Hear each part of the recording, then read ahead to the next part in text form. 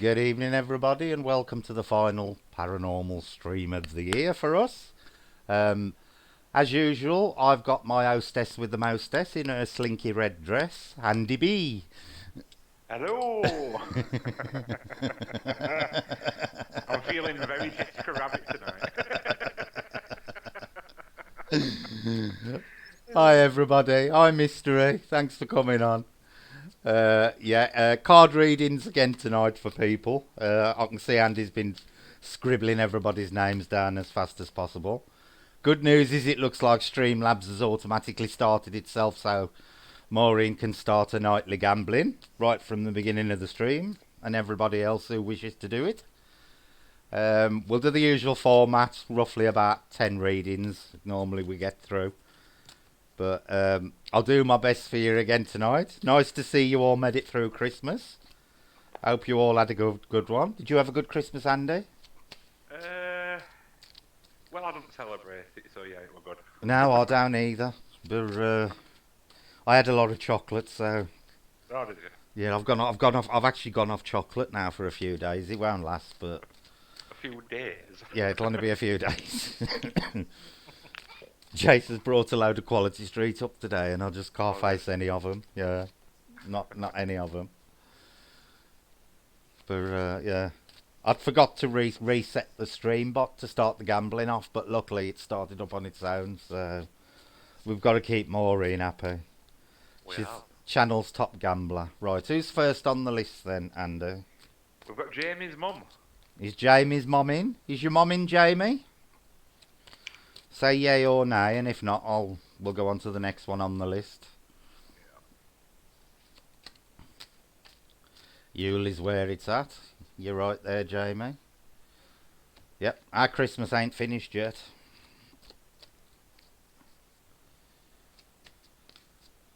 Downstream and drive long.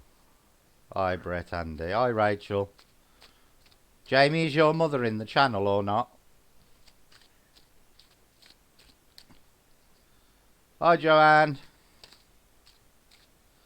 Selena wants to go on the list, Andy. Yep.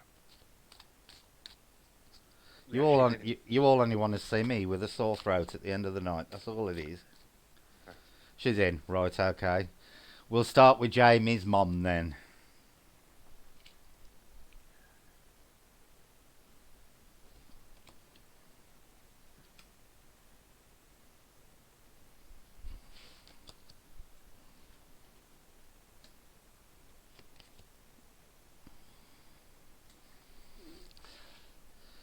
Okay, Jamie's mum. I'm just going to have to refer to you as Jamie's mum because I don't know what your name is. Hi, what's kid? Right. Past, present, future, final outcome. Oh, Rosie's shouting at you, Andy. Right. I'm just going to shout back at her. Okay.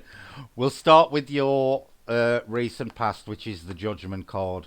Now, this normally for me, when it drops in that position, normally signifies some kind of conflict or upset that has occurred in the recent past. I get the impression it may have revolved around children or grandkids, but it's definitely been revolving around somebody in the family. More than one person, I think, probably a group. Minor family argument over something or other, or if not a family argument, some kind of disruption within the family. Very interesting card to have there. The thing that's drawing me the most is the angel at the top, who's blowing the trumpet. So Becky's mom, to me, that's saying that you have actually had to play peacemaker over whatever's been going on recently. Not sure what it is, but it's definitely something from within the family circle. I don't think it's out of social circle, it's definitely within the social circle. And you've had to play the peacemaker, so to speak. Again, like I say, it's been nothing major, but it's something that's been unsettling around you that's recently happened. Nothing to worry about because it's in the recent past and it's already occurred. But I do think it's somehow linked to kids. Either your kids or your grandkids. Most definitely. It's definitely kids within the family, whatever the disruption is. It's moving into your present now, so this will be now up to the next few months. I'm getting the impression that somehow you felt whatever's happened has made you feel a little bit isolated in one way or another. Possibly from one or more of the people who've been involved in what's just recently gone on. It's definitely you yourself are definitely feeling at the moment the situation has some way isolated you from someone or something. Because if you look at the card, he's actually got his back turned to the past card, and I do get the feeling that this card actually references you rather than a situation, and you've turned your back on it. But there's some kind of isolation. But there's also some kind of decision been made there as well. Is the other thing that I'm getting off the card. You have made a decision regarding what's going on with this, but it has caused some kind of isolation between someone who's been concerned with this this situation. Moving into your future, this is really interesting because you've got one of the major arcana cards, and again, I believe this is linking back to the previous two, because it's saying that the situation has got to be resolved. Oh, sorry, I've just kicked the camera. The situation has got to be resolved, but it's not going to be resolved in a conventional manner. You've got to do it in a slightly underhand way, a sort of trickery or sleight of hand. And when I say in an underhand way, I don't mean you've got to be negative. I just mean that the solution to this isolation. You've got to be a little bit creative with the solution. You may have to, and I ain't saying lie, but you may have to be a little bit liberal with the truth in some respects to cleverly bring this situation round to the point where you can resolve it. And I do think again it's linking back to, I don't know how many. Has Jamie got any brothers or sisters? I don't know. It's definite relating back to whoever's involved in this, have been involved in this disagreement. But you know the resolution to it, which hasn't come yet, it's coming within the next few months, 3 or 4 months. Jamie's mom. I can't keep saying Jamie's mom, Andy. Jamie's mom. Keely or Kaylee, or I think it's Kaylee. Kaylee. Okay, Kaylee. Yeah. You've got to play a little bit clever here. You really have got to play a little bit clever to resolve this situation, because the final outcome is coming as a warning card. And I always say, when the Nine of Swords appears in your final outcome, 9 times out of 10, it's normally a warning. Consider, based on what the cards are, either around it or preceding it. And because these have all been revolving around this conflict, I think it's coming more as a warning. And what it's saying to me is, you're blaming yourself too much for something, and it's causing you a bit of mental anguish, and you're letting this is going to be the outcome if you don't sort this stuff out. You've got to stop blaming yourself for whatever's happened. It wasn't your fault. What's carried on hasn't been your fault, but you are the solution to it, or you're going to be the main, moderator or ambassador, shall I say. But don't let it get to the point where it upsets you on a mental level. Because I'm getting the feeling you're one of these people who may take things too much to heart. And this is what this card's saying. It's a warning rather than a prediction card. And it's saying don't take too much to heart of what's gone on, because it's not your fault and you've got the strength to sort it out for everybody else. It's definitely saying that in this respect you are the mother hen with everybody. But don't let it take its toll on you, because that's not good for you. Sort it, but don't take what happens to heart, because it's not worth the hassle. But it will be sorted, Kaylee, I can guarantee you that, and it'll be sorted to satisfaction. But don't let it take a toll on you in the process, because it will do if you let it. And that's about all I can tell you at the moment. That's about all I'm getting off them. So I hope that helped you. But not a bad reading at all, Kaylee. Nothing negative about it. Like I say, the conflict has already occurred. Now in your upcoming future, which is in the next 3 to 4 months, is more about resolving it. And the last card is more of a warning, saying, don't let it affect you on the mental level or overthink anything, because what's gone on is not your problem. It will be sorted, and you'll be the one to sort it. So I hope that helps. Okay, Andy? Yeah. Right. So next up is Rachel Dunn.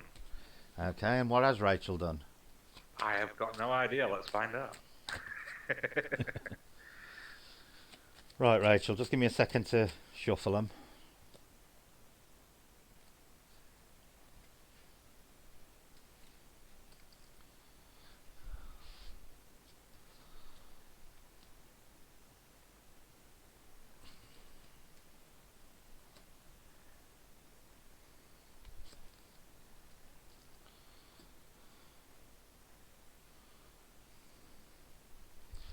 Right, again, another interesting reading here.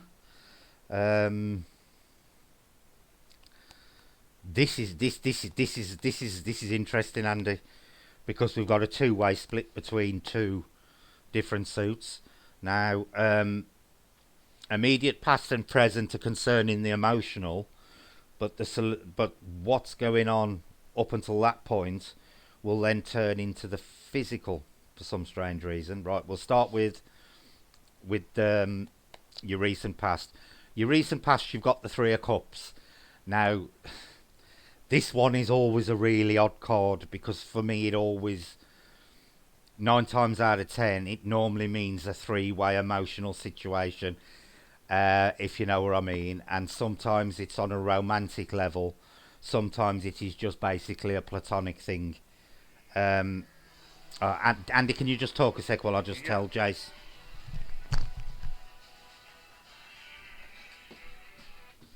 Hello. Hello. You back out? Right, will not be a minute, he's just taking that call. So yeah, we've currently got 1, 2, 3, 4 spaces left for readings tonight. So if anybody new that haven't had one in the last 2 weeks would like one, I'm back. Sorry about that. Go on, carry on. just ask for cards and we'll put you on the list. Right. Yeah, Okay. go on, man. Right. Now, like I was saying, this is always a. I hate to say a threesome, but that's probably the best way of describing it. But not necessarily on a relationship amorous level. It's always an interaction of emotion between three people. The three I always find with the Three of Cups, literally the three is significant. So there has been some kind of emotional situation going on recently for you, Rachel, that has involved three people. Um,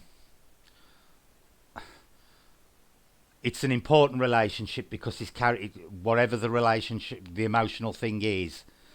It is an important one because it's carried into your present with the Nine of Cups, which again is because the nine is an oil is one of the highest cards before you get into the royals of the suit. It signifies a very strong emotional attachment. Now, for me, I'm getting the impression off this card that it is to do with a relationship, but I'm not 100% certain it's actually to do with your relationship personally. I will say that. I do think it's more of a relation, as in like love relationship, but I don't know whether it's yours or not. But it's something you're involved in.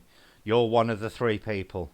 I don't know whether you're giving somebody else advice on their relationship or whether somebody's giving you advice on your relationships or whether you're involved some way in a three-way relationship. I don't know at the moment. All I'm getting off the card is it's a three-way relationship, but it's one that's very important because it's carrying on into the present with the Nine of Cups, which again is a very, very influential card in the terms of strength regarding emotion. And this is why I think, it's an important one because it's coming to the nine. And what I'm getting off that present is there's more people going to get drawn into this emotionally. And that card of the guy sitting down, I think the guy sitting down is actually a representation, even though it's a man, taking notes of that. I just think that the man sitting down, Rachel, is a representation of you, and you're surrounded by all this emotion behind you. And I'm getting the impression that those cups actually represent people. Now, I ain't saying 9 people are going to get involved, but there's definitely going to be more people that are drawn into this social, this emotional interaction. It's definitely going to pull more people in, and this is going to be occurring now. So whatever's gone on concerning the three is now going to start involving more for some reason. And I'll get the impression that these people are in some way going to be judging you over it. And when I say judging, I don't mean that negatively. I mean they're going to be watching you and making judgments on what you do. But you're definitely the centre of it because they're surrounding you and it's like they're backing you up. But they're in the background at the moment, looking in, and they're being guided by what you you're doing, but I definitely think that there's more people coming into this situation now, and this will occur now up until it could be up to the next 6 months. But this emotional situation is pulling them in. It's like you're a magnet for it, and that's in no way negative, but it is all revolving around you at the moment. But it started off with the three people, but you're gonna be the lodestone that anchors all these people who come in, definitely. And it's right, okay, Rachel. But there's definitely going to be more people coming in now, and they're going to be more of a support. They're going to watch what you're doing, and then they're going to come in with the emotional thing. They're backing you up. They're behind you. And if you look, they're curving round you as like a protective wall. So don't be frightened to accept emotional help off people at the moment, because it's what it's saying is it's the right thing to do, because these people are going to be there as an emotional wall. And like I said, I ain't saying it's going to be 9 people, but it's definitely going to be a number of people, even though it's the 9. And they're going to give you a chance to sit back while they protect you from whatever's coming in. Moving into your future, Rachel, regarding this, it now goes into the physical. Um, and what this tells me is anything physical is concerning you personally. Um, and there's got to be a decision made here, Rachel. And it's going to be quite an hard decision. Now, I'm getting the impression this is probably going to be 3 months onwards. It's not going to occur now for a couple of months. It's going to be into the new year. 3, 4, 5 months into the future, this is going to happen. But there's going to be some kind of situation. There's going to be some kind of decision here that involves you making a decision on it, and it's not going to be an easy decision for you personally. Um, and again, it's one that you've got to make on your own. Even though you'll have this emotional support around you, this decision is one for you alone to make. And it is going back to these three people at the start. This emotional thing that's going on right at the beginning in the recent past. But it's saying in the future, and I do get it between 3 and 6 months from now. That is what's in my head. I'm seeing 3 to 6 rather than 1 to 3. Which always tells me it's the latter part of a 6 month period. It's definitely a decision to be made, and it's not an easy one, Rachel. But moving into your final outcome, you've got the King of Wands. Now, the King of any suit is brilliant, because they are the ultimate of each suit. And the King, to me, always represents personal inner strength. The King of Wands. So, whatever this decision is you make, it's gonna make you a stronger person. The decision may be difficult at the time, and you may feel like it's battered you down emotionally, physically, on all levels. But what this is telling me is the final outcome is you're going to be a much stronger person on an internal level. It's going to you're going to end up a much more confident person out of it. And the other thing I'm getting is, as your final outcome, is there will be a lesson learned, and it will be a hard lesson with a positive outcome. It may be a high price to pay one way or the other, but it will definitely have a positive outcome for you. Most definitely, you'll learn a very good lesson from this. But that is linked directly back to the decision. That is, the decision is going to be the hard lesson. Um, Probably because you're gambling, Jamie. That is where the hard lesson comes in, but it's going to make you a better person because of it, Rachel. Most definitely, it's really nice to have the King of Wands as your final outcome, because the King of Wands is a very, very positive card, a very positive card, and it does show, you know, the ultimate success and the ultimate strength on the physical level. So overall, it starts off a bit shaky, Rachel. We think, and a lot of people do. A lot of people's things do, because a lot of times when you do these 4 card readings, it concentrates on problems at the beginning and then tends to move on to solutions and final outcomes. But it's saying, from this shaky start you've had a few months ago, you're going to come out of it a much better person for it, Rachel, even though there may be an hard lesson to learn on the way. But I hope that helps you, sweetheart.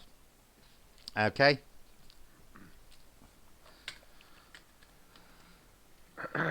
Oh, who's next, Andy? We've got Selena up next. Selena.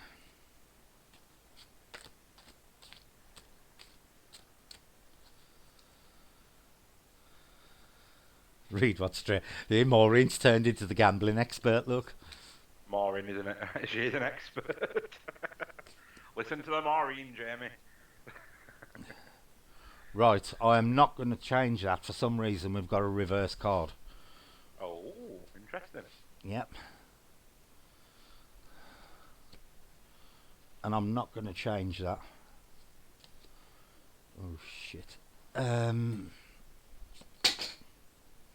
Please don't be horrible.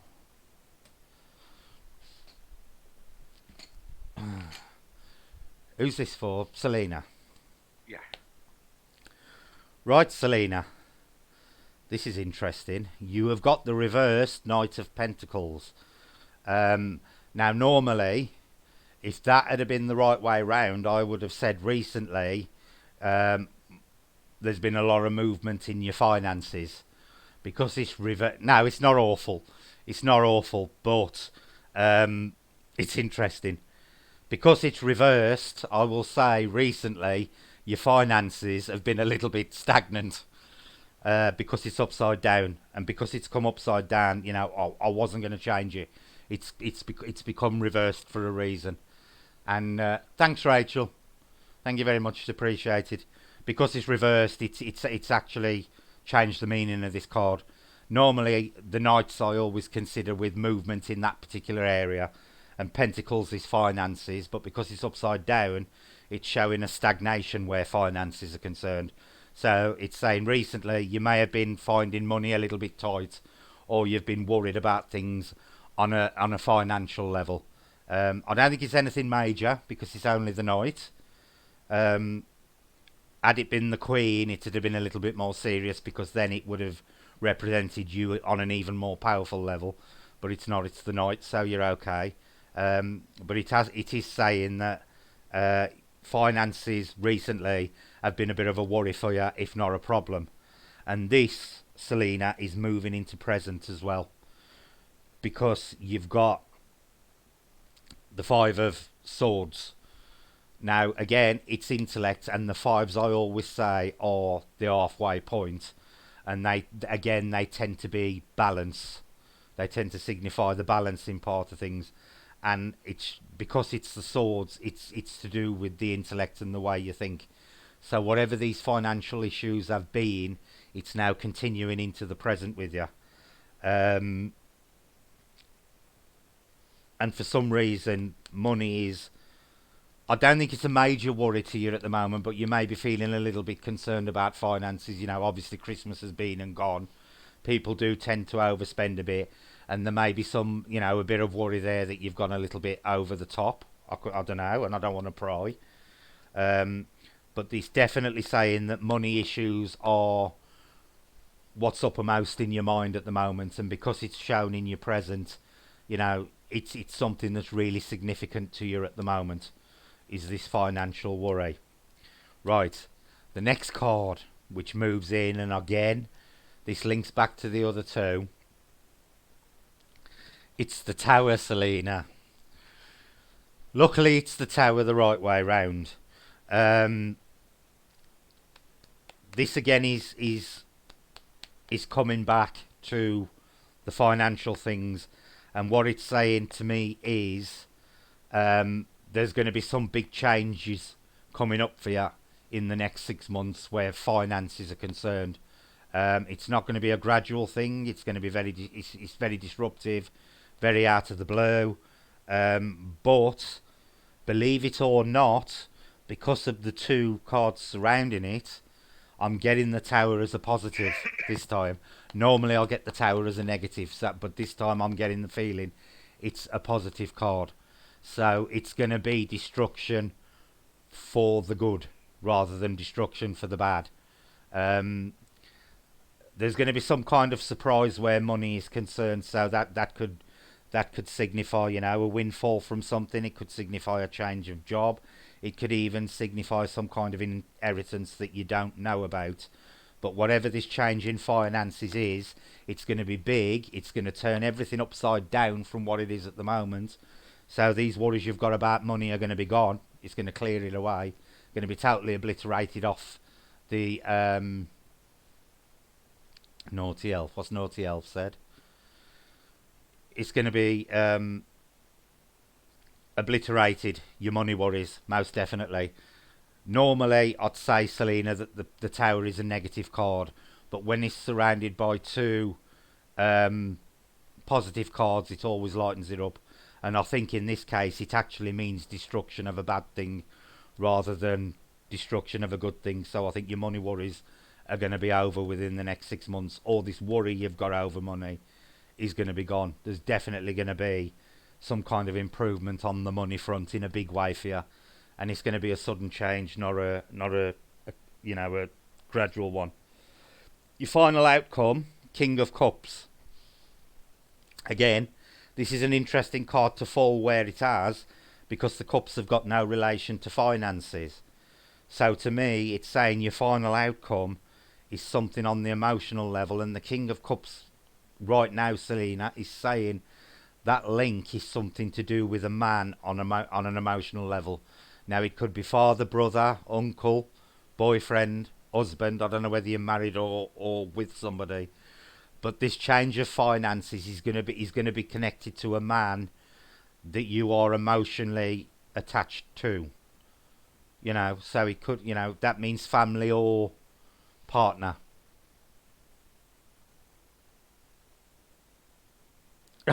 You could become a millionaire. But there's definitely this change in finances, Selena, is definitely connected to a man that you are currently emotionally attached to. Most definitely. I don't know whether it's husband, brother, boyfriend, uncle. It's a male relative or partner. Definitely. But this destruction of problem is definitely connected to them. Most definitely connected to them.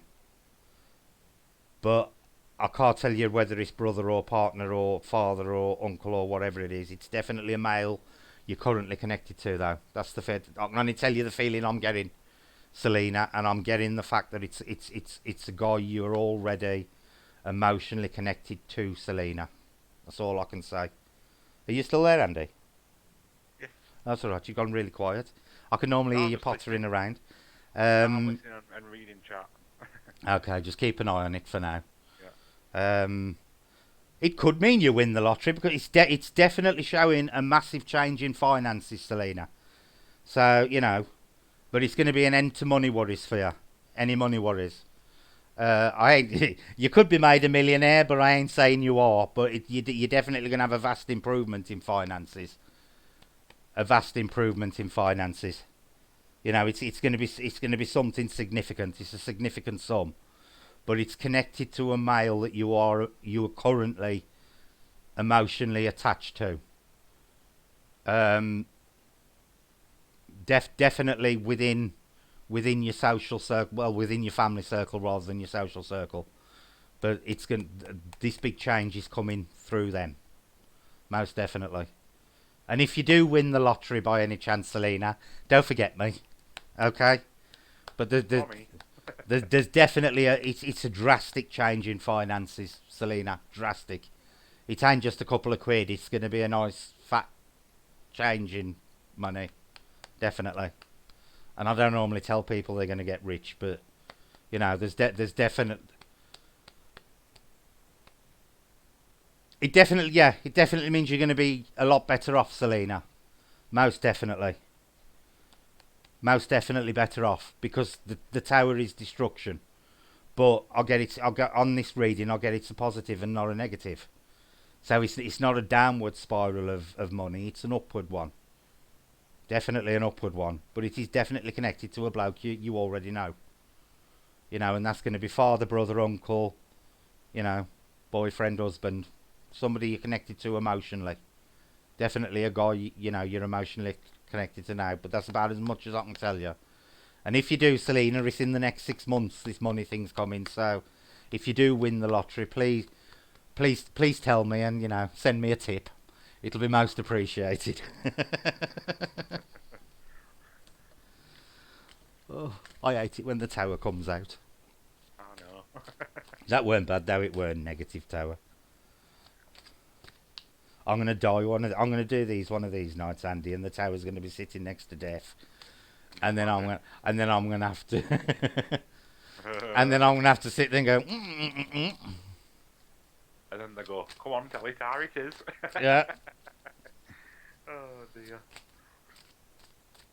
I've got to be honest. From what in all the years I've done this, I think I can only remember once thinking somebody was going to die, or somebody connected to them were going to die.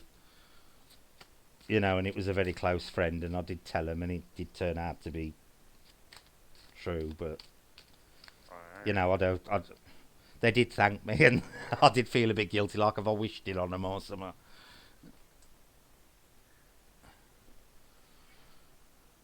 Oh, that's an odd one. Who am I doing this for? This is for Kim.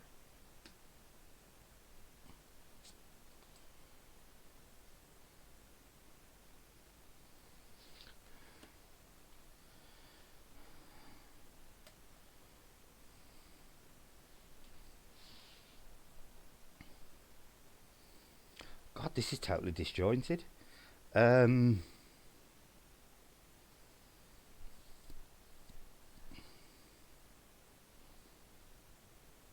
Oh, this is a weird one, Andy.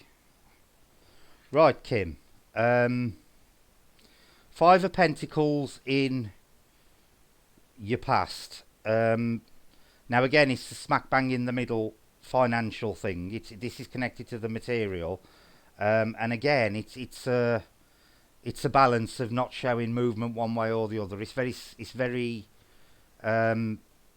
similar to what Selena's just had with the reverse Knight of Pentacles, because it's not showing an increase in financial things, and it's not showing a decrease either. But what I'm being attracted to is the guy on the crutches for some reason, and I don't know why. Let me just stare at it a few more seconds.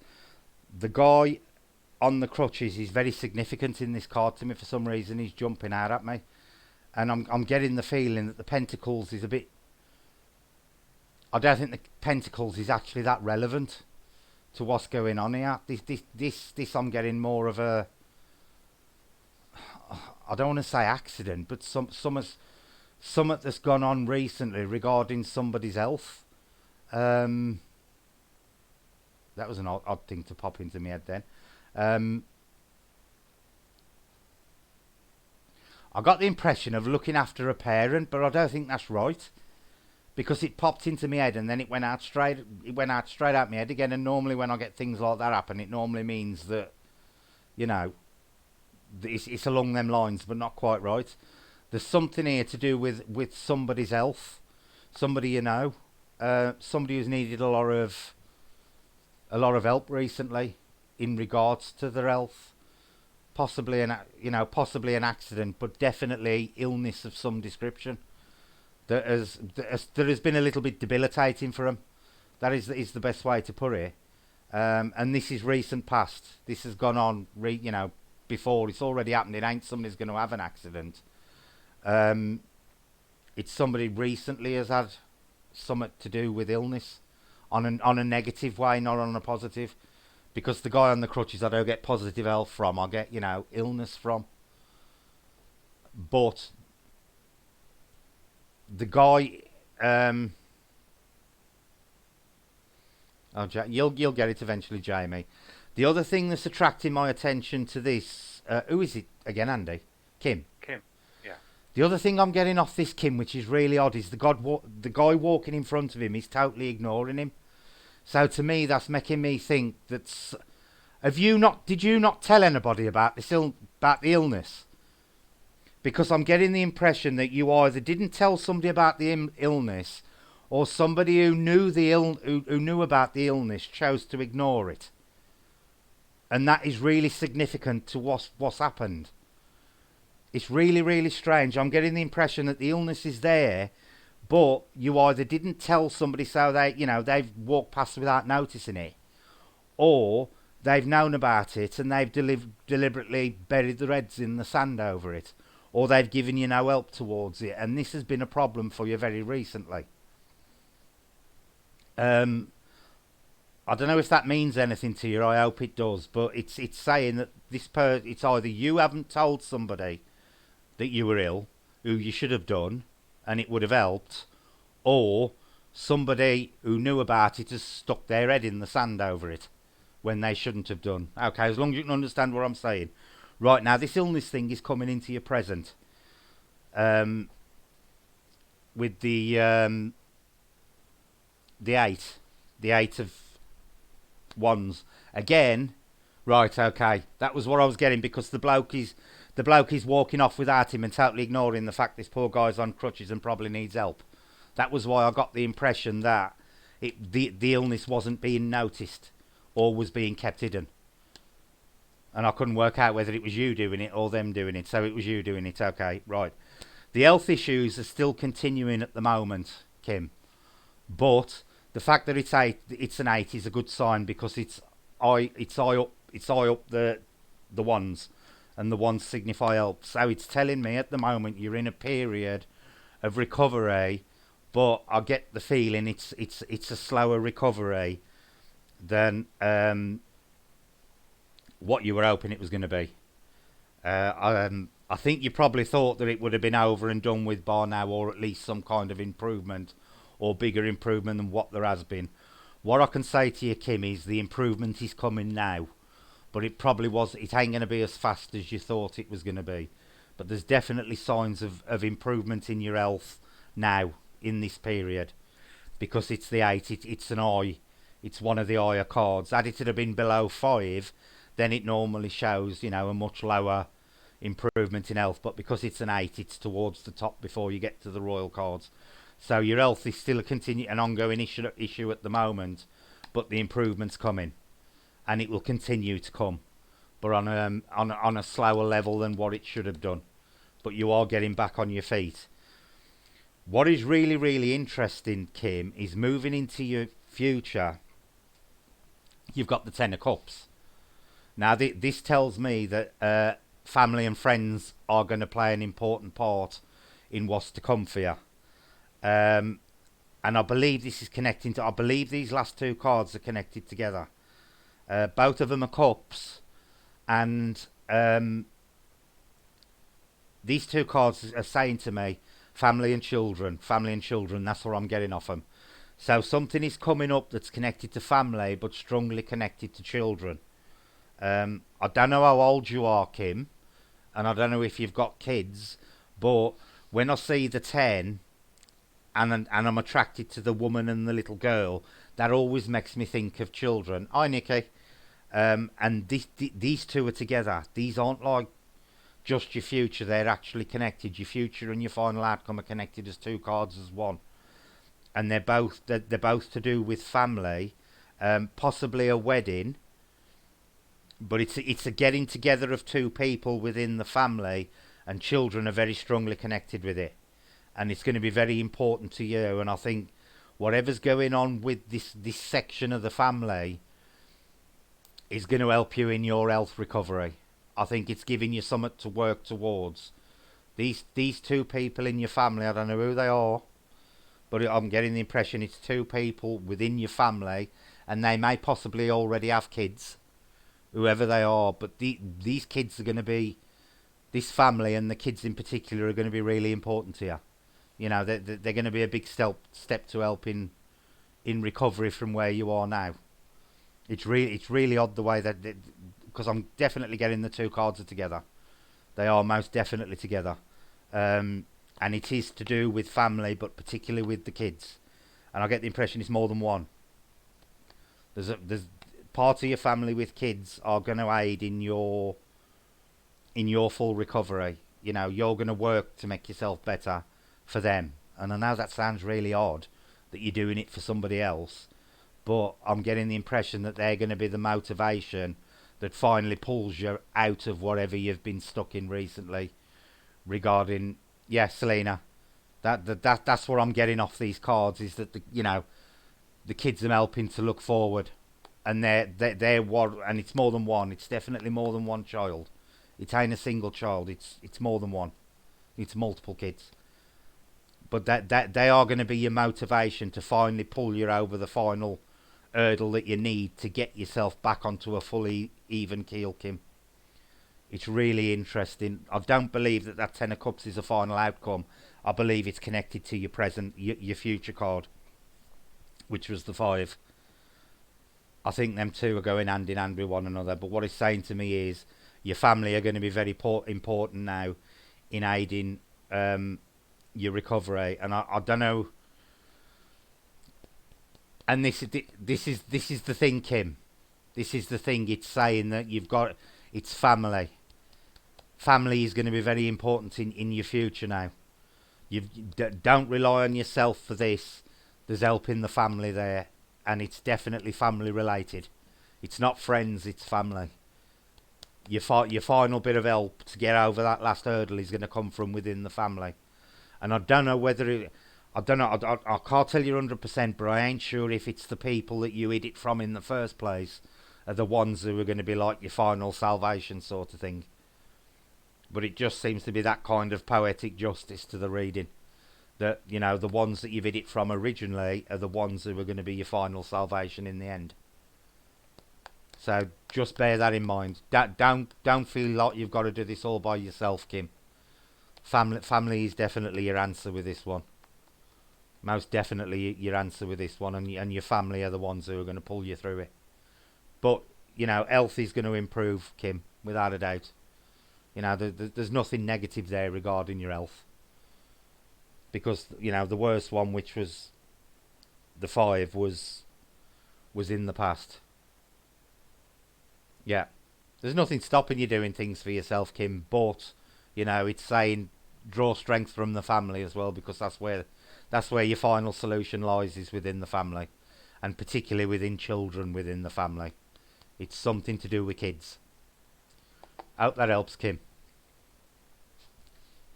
Oh, Andy, can you just talk for a second? I need to have a gulp of my cold coffee. Yeah. Thank you. Because it has gone cold now. Right, so if there's anybody that entered a reading in the last 2 weeks, we have got one spare slot. There's 29 people watching. Surely there's somebody out there that would love a reading doing.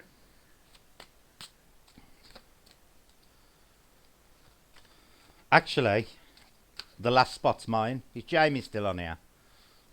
Jamie is still on here. Right, Jamie's reading my cards at the end. Like she said she wanted to. So we're filled up with you then for Yeah. the last one. So tell Jamie not to run off. Jamie, don't you dare run off.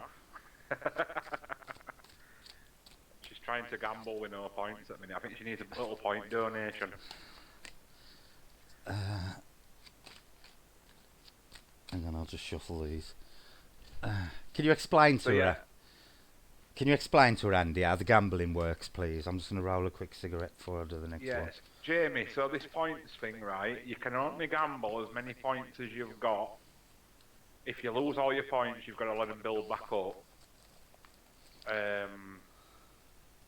And obviously, if you lose them, you lose them. If you win, then you start growing your points. Does it auto give points every 5 minutes again? It gives points every 5 minutes. It gives points if you type things in the chat as well. So yeah, the more you type, the more you build. And I believe you can give her points as well, Andy. I believe any of the mods can give out points. Well, I'm not anymore, am I? Type something in the chat. Do you know, I hadn't even noticed.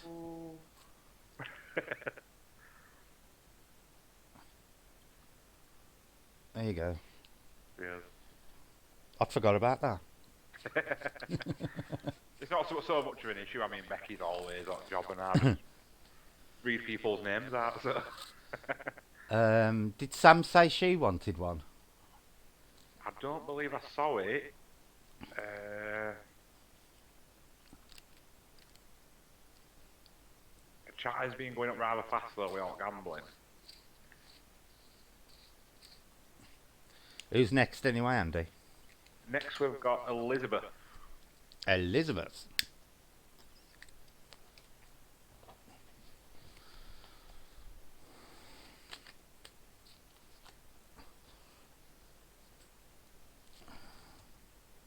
Oh, for fuck's sake. Let me shuffle them again. I've dropped the card.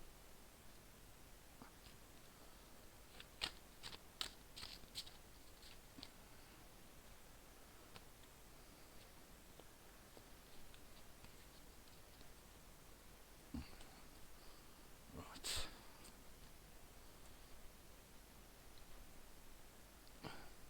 Ace of Pentacles.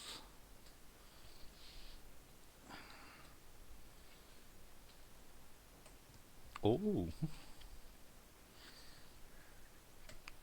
God, that killed it off at the end. Right, Elizabeth.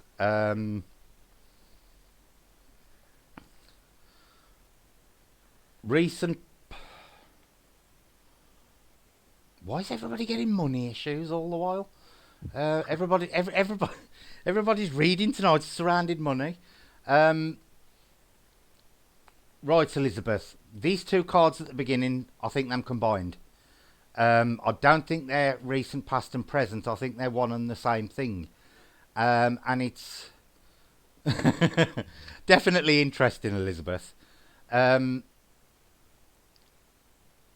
I'm getting the impression, Elizabeth, that there's been a little bit of generosity surrounding you at the moment, and I don't know whether it was generosity by you or um, somebody's been generous to you some way on a material level. Now, when I say material level, it don't necessarily mean with money, but it could be it's something connected with material type things rather than the physical body. It's more the material surroundings.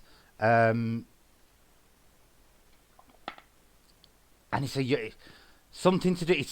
There's some kind of there's a teenager linked in with this, Elizabeth. I don't know. I don't know why I'm getting the thing, but off that first card, I'm getting that the page is actually signifying what they can signify, which is a teenager. There's something to do with a teenager on a material level that you have been, or they have been to you, rather charitable and generous. Um, it's a really odd one. I get the impression, Elizabeth, it's more you to them rather than them to you. Um, it knackers you in the end, Rachel. Honestly, believe me, if I do the big ones, that they're a nightmare if I do too many of them. Um, but this teenager, and when I say teenager, it could be up to 18, 19, Elizabeth, is somebody who's very important to you, and they have in some way inspired you to be generous on a wider circle. It's like the teenager has been some kind of inspiration for you, and I don't know what. I can't get the connection between. I know the two cards are definitely connected, Elizabeth. I'm getting that for a fact that the two cards are actually connected to each other. And it's something to do with the teenager and charity. And what I'm getting at the moment, and I might narrow it down a bit more in a sec, the more I look at it, but what I'm getting at the moment, um, right, okay, you know who I'm talking about, Elizabeth. Right. Now, what they're saying now is whatever influence that teenager has had on you, and you've some way made a decision that's been inspired by that teenager, and now at the moment it's saying to you that you've got something to offer other people because of that teenager. It's something linking back to this teenager that is now relevant to you now, and it's on a material level. It's not like on an emotional level. It is most definitely on a material level, but it's allowing you to help other people in some way or other.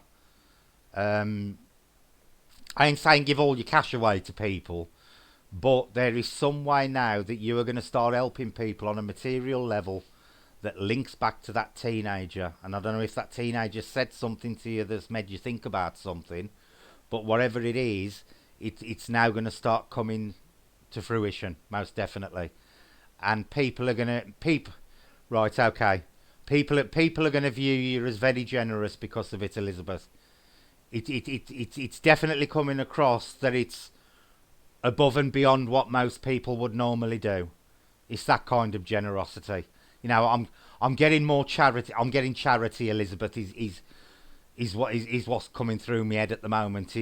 No, no, but it doesn't have to be. It doesn't have to be money, Elizabeth. It doesn't have to be money, but it's going to help them on the material side of things. It could even be, something like knitting blankets for people. It's a material thing that benefits them, but it's coming into fruition now, and you're going to benefit these people, and it's above and beyond what most people will do. Definitely above and beyond what most people will do. It does come across as you being very charitable to multiple people, Elizabeth. So I ain't saying you're going to be chucking money at them, but you're going to be doing something for them on a material level. Most definitely a material level, not an emotional or physical. It's definitely a material. So it's possessions and stuff like that. So it could, but it's definitely charity.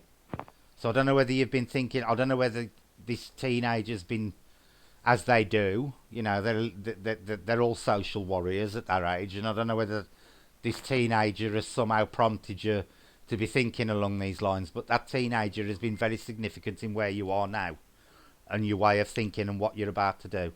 That teenager definitely links in. It's come from them. Okay, moving on to your future. Right, okay, that's it then, Elizabeth. Okay, now we've got where we're going. Your future, Elizabeth, is the lovers. Right now, off this card right now, I am not getting lovers as in romantic lovers. I'm getting as in a partnership.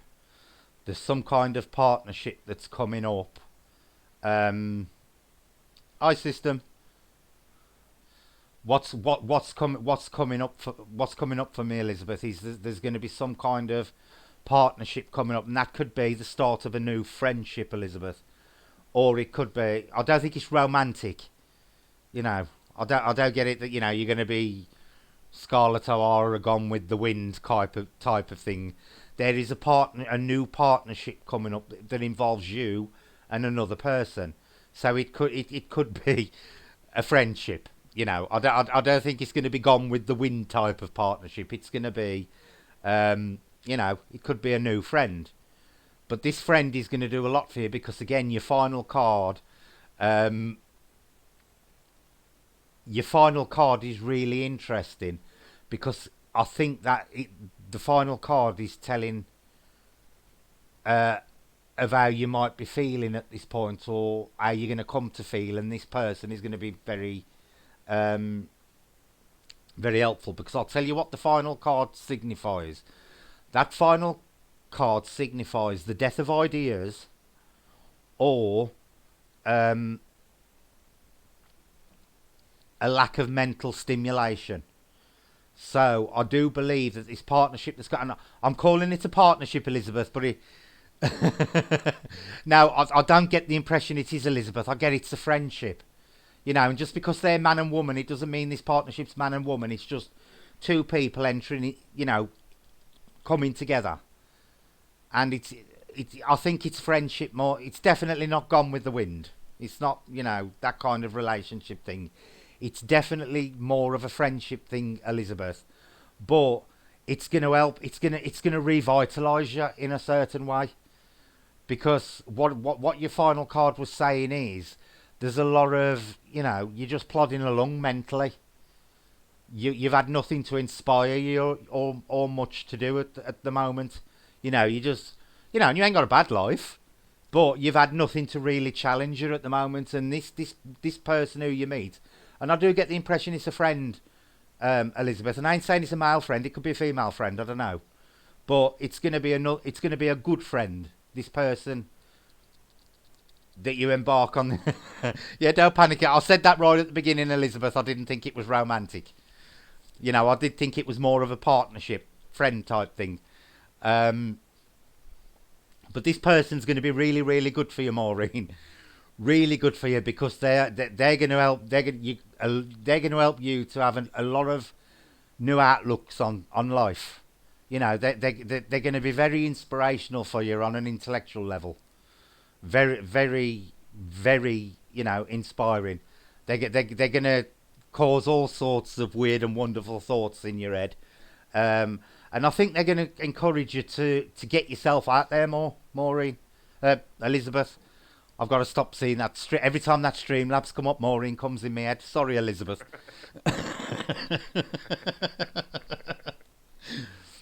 This friend is they're going to be a great friend, and it may be somebody you already know, Maureen. But the French, I've done it again, Elizabeth.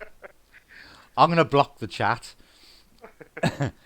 This person you could possibly know now, Elizabeth, but you're going to know them on a much better level pretty soon, and they're going to bring you all sorts of new ideas and all sorts of new outlooks on life, and they're going to be a very, very good friend to you for all sorts of reasons. For all sorts of reasons.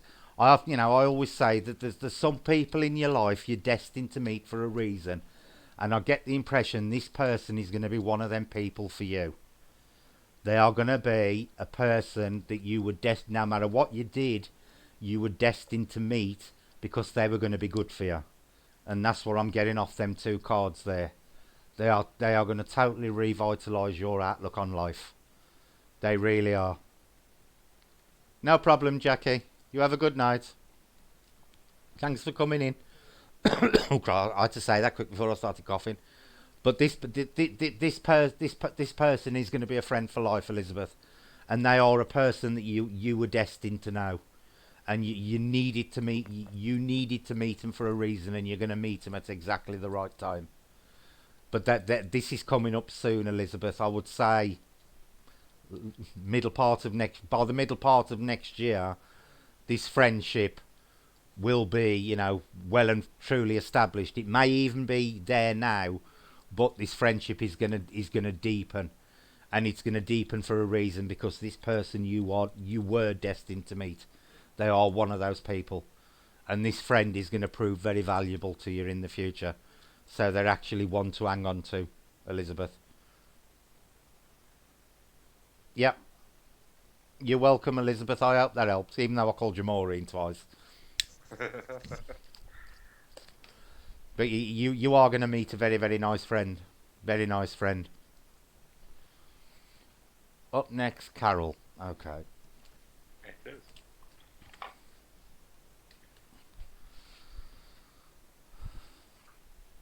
How many we got left? There should be 1, 2, 3, like 3 left, and then yours from Jamie. Okay.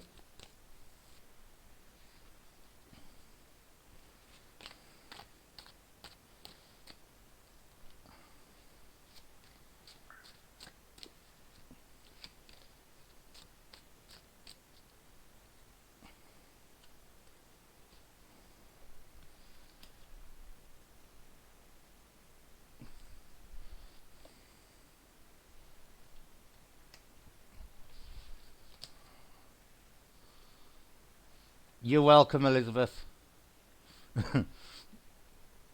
It's alright, I associate Maureen with Streamlabs now. Every time Streamlabs pops up. Sorry.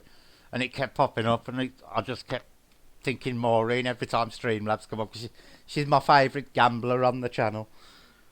Right, Carol. Oh, this is an interesting one. Your first 2 cards are linked, but they are past and present, if you understand that. What that's saying to me at the moment is the world is a really good, nice, positive card, and when it falls in the past section, it always signifies that there's recently been something has come to completion in the recent past. A phase of your life has come to an end, and then you've just recently moved into a new phase of your life. It's most definitely the completion of something, and I don't think it was it's been anything negative, the ending of it, but it has started a new period of something in your life. And whatever it is that started, it is significant because it's shown up in the cards. In your past, it's showing that recent. Good night, Danielle. It's showing up that this completion of this phase has been extremely important to you recently in the past. So there's nothing negative or horrible showing up in the past, Carol. It's just showing that there's been a completion of a phase in your life. I don't know whether it's been a completion of something to success, but I just get the impression that it's been a completion that isn't necessarily, when people say, oh, something's come to an end, I don't get the impression it's been an horrible completion. It may, there may have been a little bit of sadness connected to it, but I don't get the impression that it was a negative completion of something. But it was definitely an important phase of your life that has now come full circle, and it's now come to an end, and it's significant enough that it's shown up in your past. What is interested, Lindsay says she would gamble too, but I don't get it. What is interesting is coming into your present now, you've got the Seven of Swords. Now this is always an interesting card, Carol, because this is the one that's concerned with ideas, but it also comes as a warning not to take on too much. But because it's surrounded by two quite nice cards, it's more of the positive elements of this card, and it says to me you've got a lot of new ideas suddenly bubbling on that are leading on from whatever phase of life you've just finished with. You're now coming into a new one, and there's a lot of fresh ideas surrounding this. But what it's saying to you, Carol, is don't overburden yourself with too much, because you've got a lot of good ideas there. A lot of different options you've got to take the future forward now. But it's saying don't take too many things on at once, because you won't get to enjoy everything otherwise. Pick a couple of things you want to do now to carry on with whatever it is you want to do, and stick with them for now. Don't take too much of a load on idea wise or project wise. Just pick and choose what you want, because it's saying life, now is the period in your life where you can pick and choose from a number of options. Most definitely pick and choose from a number of options. Leading on into your future, which again links back to your first two cards. Again, you've got an improvement in finances here. So there's choices here that can improve your finances. I don't know whether I don't know why, but I keep getting crafts coming into my head. Like there's something on a craft level that you could do that could make you a little bit of money, or you've got a skill that you can do that will make you a little bit of money. And I always say to people, it's not going to make you a multi-millionaire, but there's a chance in life now for you to make a little bit of cash for yourself and a little bit of more financial independency. And it will come via a skill you already possess. And it's one of the things you've got as a choice right now. You now know what you can do. It's not something that's going to come up out of the blue, Carol. It's something that you're aware of now. It's one of these ideas you're currently batting around in your head. But it could lead to a financial gain, Carol. Oh, now the dog's gone to sleep and woofing at me. Kaya, be quiet. You're putting me off. But I would definitely say now is the time to pick these choices. It is now that they've got to be picked. If you leave it too long, you're going to have an opportunity lost. So it's saying, onwards and upwards. Definitely really pleasant at the moment, future-wise. You got a lot of options. Carol. But there's definitely something here that can make you a little bit of cash. And I keep getting the impression it's something you can do, like a craft. It's something you've got a gift for now, and it's something you've been thinking about doing, and you've been tossing the idea over in your head and turning it round and thinking, should I or shouldn't I? And the cards are saying now is the time to do it. Now is definitely the time to do it, because now is going to be the time where it's going to be most profitable for you, because it leads into money in the future. it leads into a positive financial aspect rather than a negative one. Um, Bread keep it for the bedroom, lol. It's the dog, Selena, not Jason. Um, but yeah, it's definitely an interesting reading, Carol, and I'm getting nothing negative off this because your final outcome is the Page of Wands, and for me, I like the Page of Wands dropping there with these cards because what I'm getting off that last card is independence. I'm getting, a lot of self-confidence again, but it's definitely independence. This entire reading is saying independence. It's like, I'll tell you the imagery I'm getting in my head is a butterfly hatching out of a chrysalis. And for me, that always makes me think of somebody, breaking away from the old and flying off into the new and, an old new period of life. And when I see the butterfly, it's always a positive thing. If I see a chrysalis open and I get the impression, and I see a moth, I don't like moths. And for me, that always makes me think negatively. But I keep seeing this butterfly coming out of a crystal, out of a chrysalis. So to me, that says it's a rebirth of things, and it's a time to reinvent yourself. And it's a positive time to reinvent yourself, Carol, because it's going to be profitable and it's going to give you a lot of independence. An awful lot of, it's going to give you the self-confidence and the boost that I think you may need right now because you felt a little bit, with your first card and this cycle coming to an end, you felt at a little bit of a loose end and you've been turning things over. But come the end of it, Carol, it's going to be great. It's going to be, it's really, really positive, this reading. Really positive reading. I wish I got a lot more like this because I like them when they're really upbeat like this one. But it's definitely an upbeat reading. But definitely whatever you've been tossing around in your head idea-wise at the moment, now is the time to do it, Carol, most definitely. Because it's going to be the most profitable time for you. Not just financially, but on every level. On an emotional level as well. Perfect time for you, Carol. Really is. Sounds so, good. Hope that helps. I've lit this cigarette about 5 times now. And I've still had about 3 drags off it.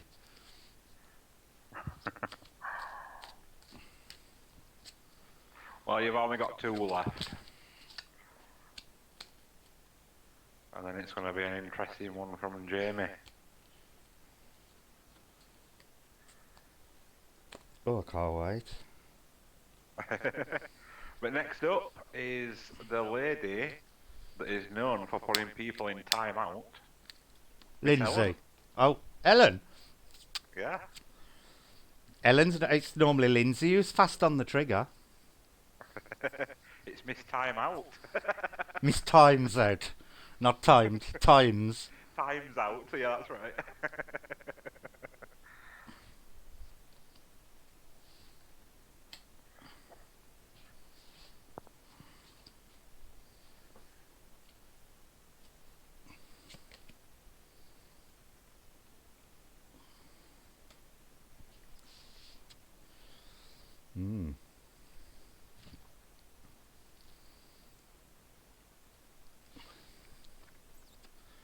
Right, Ellen.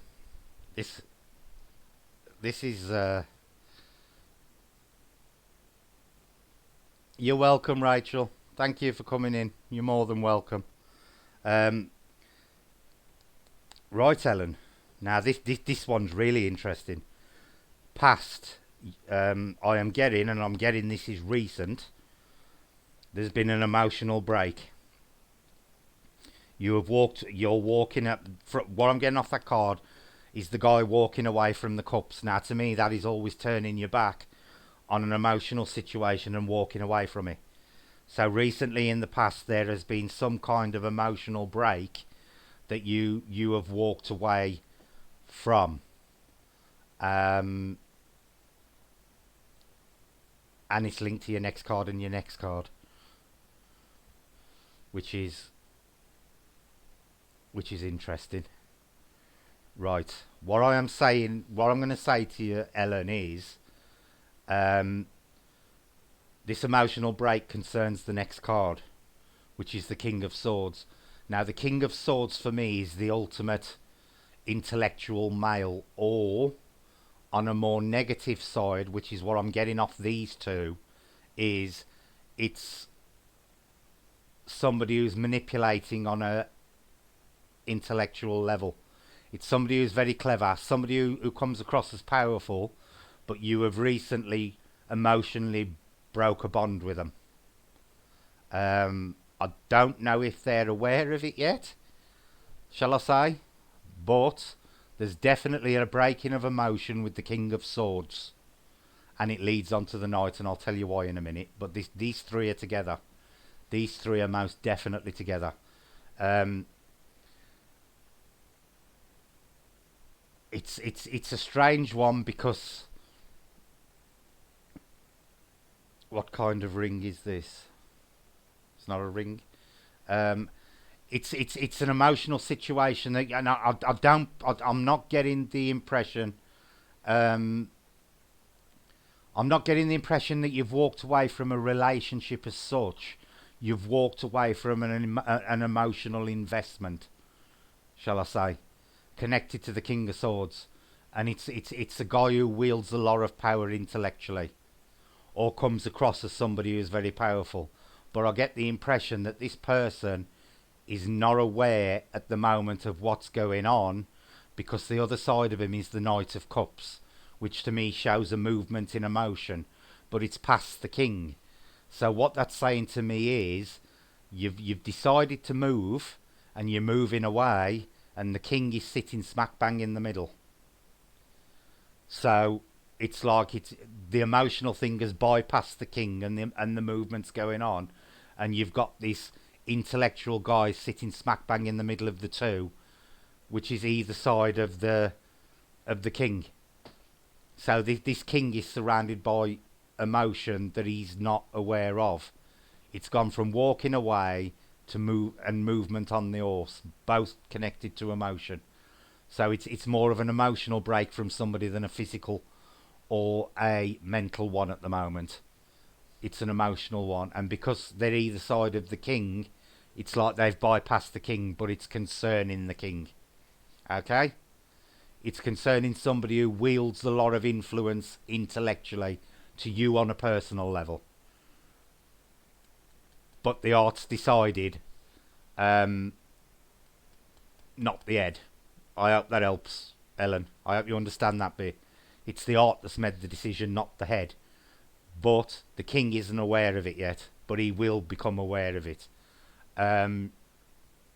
Leading to your final outcome, you've got the Page of Cups, which again is another emotion card, and you've got 3 out of 4 cards there that are connected to emotion. So this is very much a reading on the emotional level.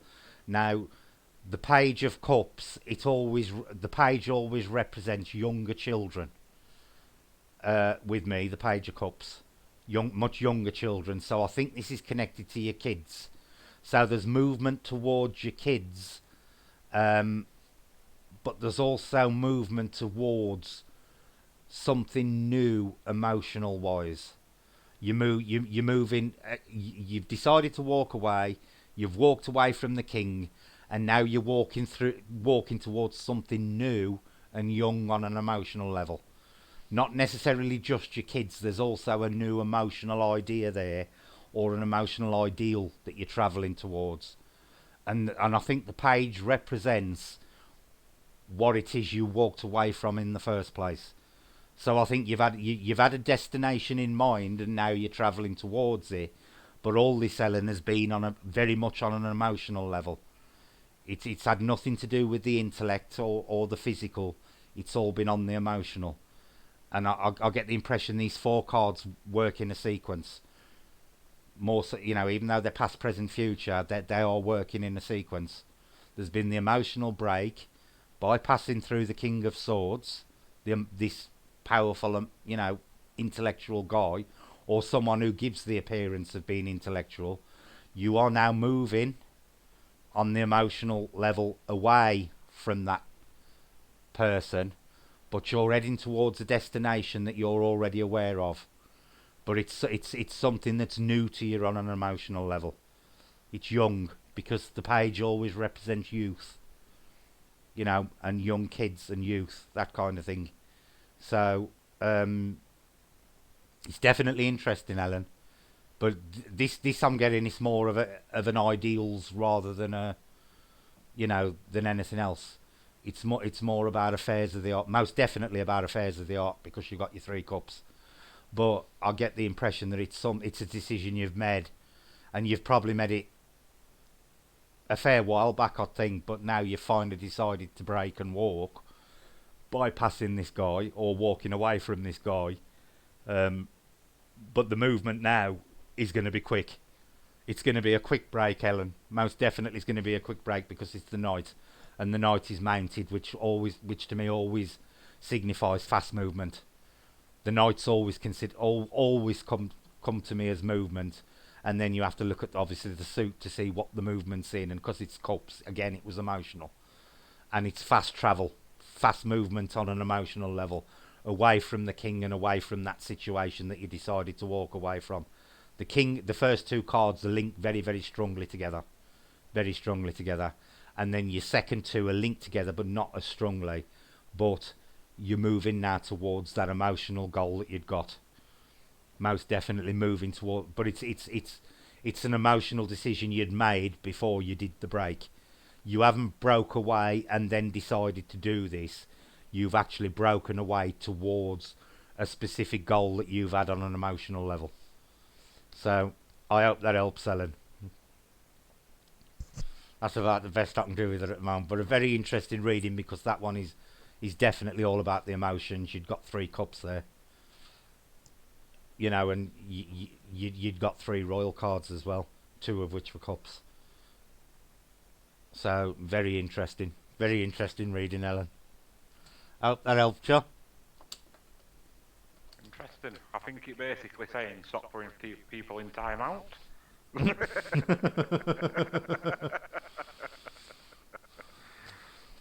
Because I get into trouble for it. Oh dear. It was funny though, Andy, you got to admit. Well, I found it funny anyway. Right. So that's probably got me in trouble now. Right, so last one at night before Brett gets his done is this is going to be like a switcheroo kind of last Right. two. Okay. It's Jamie for last one, and then she's going to do yours. Oh, right, okay. Yeah. What if she's still here? Are you still here, Jamie?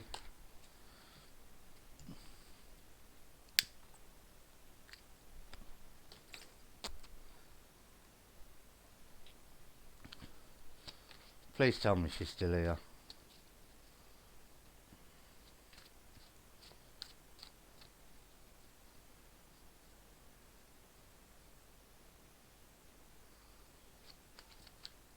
Yeah, she's here. Brett Andy just got my uniform out and getting into bed. Okay. Oh, cheeky. If you want my email address, it's... yeah, Ellen says she's going to put me in timeout. Right, okay. If she dare. I dare her to do it.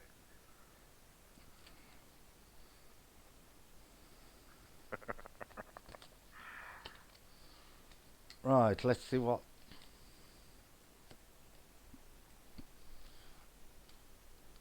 Oh, the Fool. The King of Cups.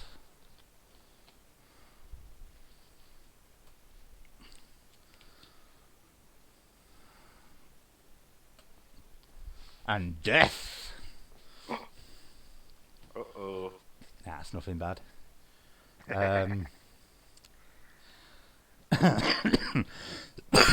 Right, Jamie, I'm going to buy my black suit ready for New Year.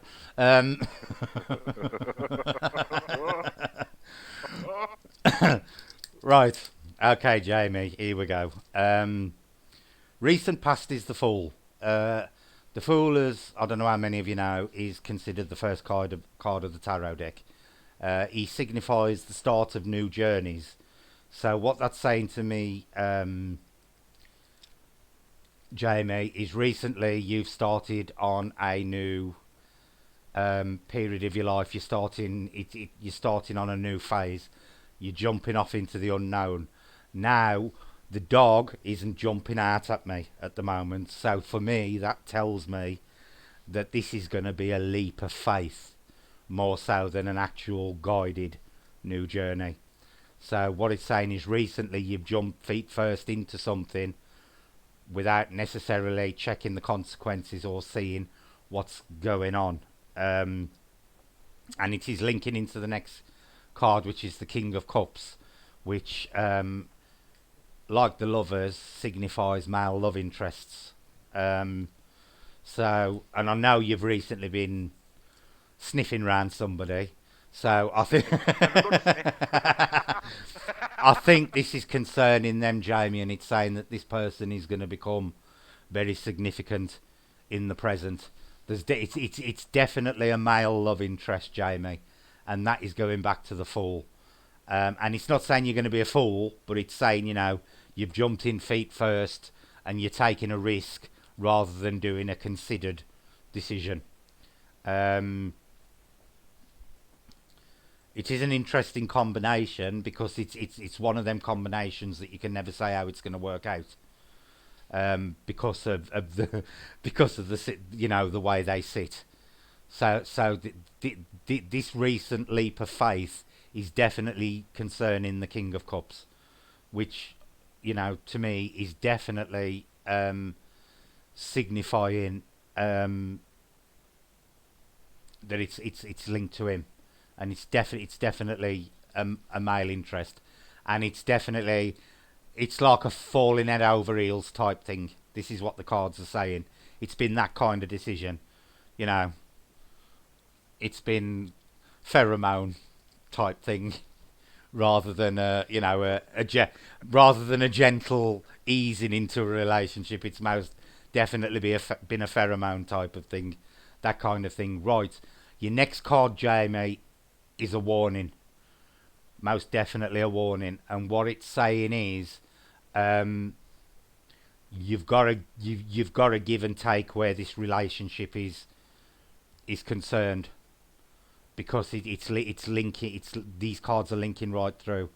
Um, you just have to be in the channel, Eleanor. Just type things and you get them. Um, this card is most definitely a warning, Jamie, and it's saying don't lock yourself into a certain way of thinking based on past experiences, because this card always comes across to me as it's somebody who's trapped themselves on in a certain way of thinking rather than somebody else doing it. It's definitely a personal entrapment on a mental level. So to me, because of what's surrounding it and the way it's sitting it's saying to me that this is definitely coming from you, and it's saying do not judge what's going on now and what's to come by what's gone on in the past, because you're locking yourself into a way of thinking that is not good, and if you do that, it's not going to be good for what's going on now. Okay, it's most definitely a warning card, that one, and it's saying that the future of this, because it's sitting in the future position, it's saying the future of these two previous cards relies on you breaking that mental prison. As you can see, she's tied up and surrounded by the swords, which signify intellect, and to me it always looks like it's imprisonment mentally, and it's saying that your future most definitely depends on you being able to break that prison, and it's a prison of your own making within your head. So do not, under any circumstances, base what's going on now by things that have gone on in the past. I know most of the time I tell people, learn from past mistakes. This one is the opposite. Don't judge people by others' past mistakes. Okay? I hope you can understand that. Right, your final outcome is death. You're going to die on New Year's. No, right. All that signifies is there's going to be a hell of a lot of changes to coming up for you in the future concerning this relationship, Jamie. And it is saying that you've got to, it's one to work at. Don't sit back and let things go over. Take their own course. It's something you've got to work at because this could be a good one for you. And if it is, it's going to be the death of your whole life and the start of an whole new phase of your life. Because what people don't realise, they see the death card and they always go, oh, death, death, death, death, death. But with death always comes rebirth. And this is what it's saying. There's a chance for your life to be reborn in a better way. Everything that's gone on in the past is going to die off. And there's going to be rebirth here. And there's a chance now for a hell of a lot of change, Jamie. But you've got to let go of the past. You've literally got to put the past to death, because otherwise you're going to get yourself into a way of thinking that is going to ruin your own future regarding those first two cards. The second two, well, the first two are linked. The second one is a warning, and the last one is telling you what you'll achieve if you take note of that warning. And it's most definitely saying that there will be a complete change in your life. Your old life will die, literally, and there'll be total rebirth in your life, most definitely. But it's all down to you, Jamie, and you've definitely got to learn not to judge by past others, and I'll say others' past mistakes, not your past mistakes. Don't judge this by others' past mistakes, because the key to it is breaking that way of thinking to get to death. And not death as in dying, get to death, what the death card symbolises, which is rebirth, believe it or not. It's a total change. It's the dying of ideas, the dying of old ways, and the rebirth of new ones. And that is what you could have now. That is what you could have, a total rebirth of your life. So, hope that one helps. Right, Jamie, I'm going to put 4 down for me. And you can type in the chat what you think. Oh.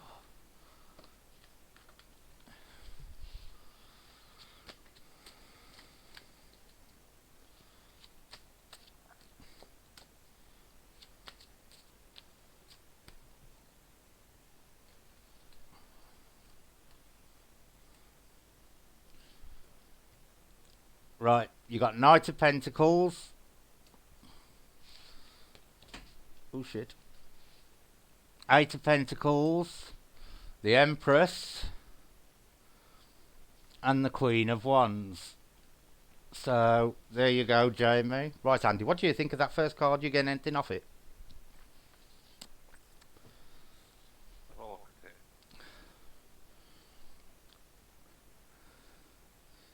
It's alright, you can just give your impressions on it while Jamie's typing. Yeah.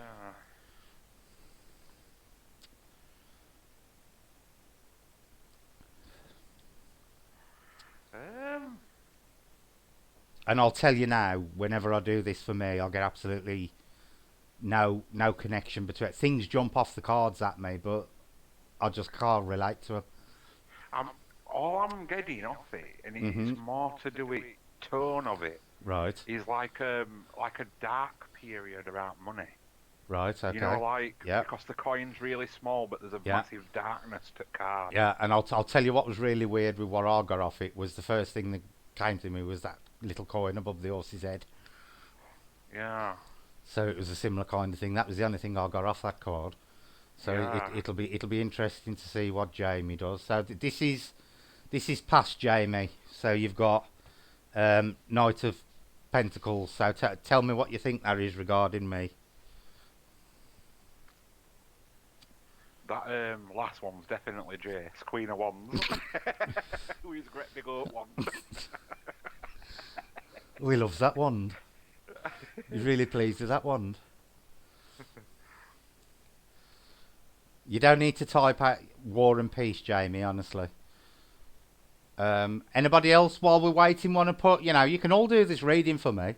You can all put what you feel that card represents in chat. Go on, Bex. You have a practice. Go on, Bex. She's shaking her head. She's only to type it out. It's not like you're talking to everybody. Yeah. Oh dear. Because it'll be interesting, right? Something concerning money. I feel as though there is something money-wise you have had to grow from. Okay. Not that ain't bad. That ain't bad. Okay. Right. Anybody else feel free to put in the chat what they feel. You see, I get a similar sort of thing to what I just said there on the next one. Right. Okay. Waiting for it to grow. You know, from like biding your time for something. Yeah.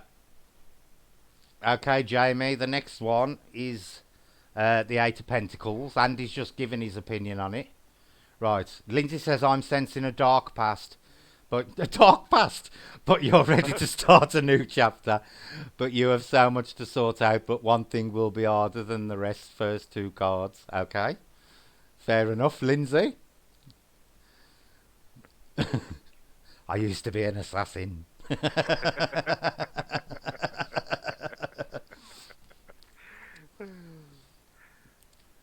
Right, Andy seems to think I'm waiting for something to grow financially now. Or that's what currently surrounds me. See, I love it when other people do this for me because I cannot read my own cards, Andy. Right. Certain little things pop off, but I just cannot relate to them. I've never understood how people read their own cards because I simply cannot do it for myself.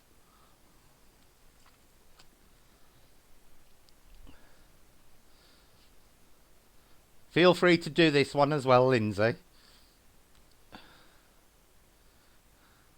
He looks knackered, the Eight of Pentacles, or maybe having a break.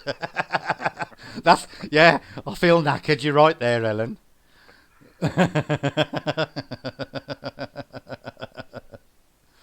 See, what Andy just said about the Eight of Pentacles is what I normally get off here. Seven of Pentacles, sorry, not the Eight. Right.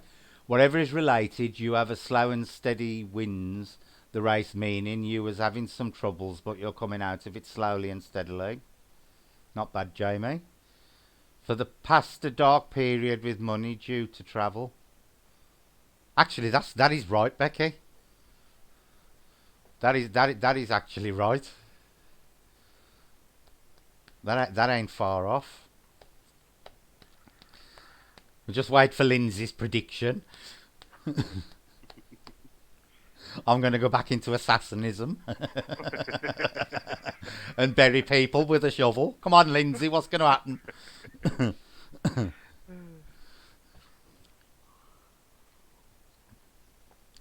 See, it's harder than you think doing this. Oh. I can't wait to see what Lindsay puts. Perhaps I'm going to bury Jason under the patio.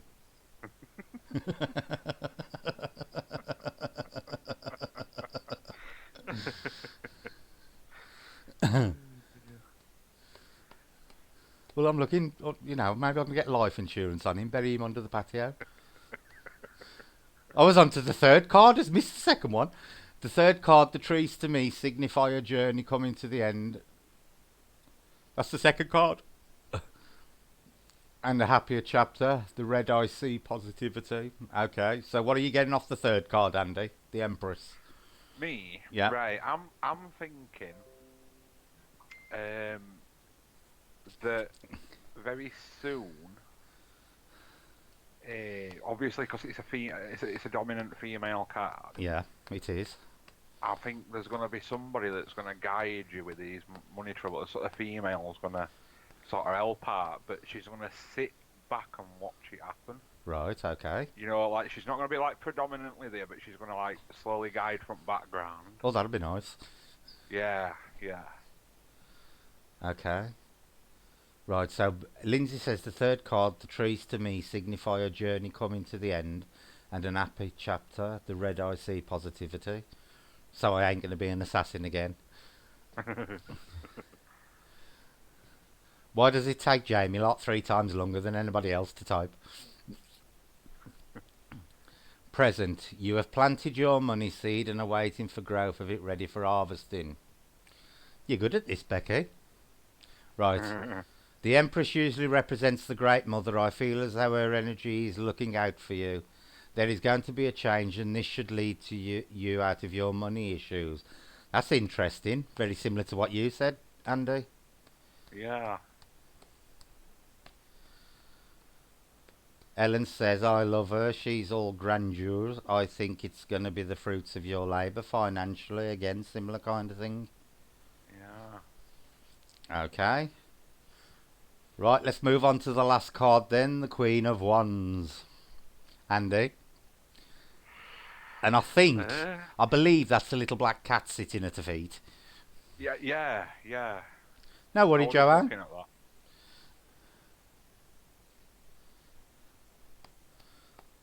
So what you getting off that one? Oh, it's a tough one, that one. Yeah, I'm getting absolutely. I'm only getting one thing off it, I'm just but trying I can't say what I'm getting off it because it's connected to somewhere I'm planning on doing. Right. You're gonna win the lotto, Brett. I like that one, Ellen. Only one problem: I don't do the lotto.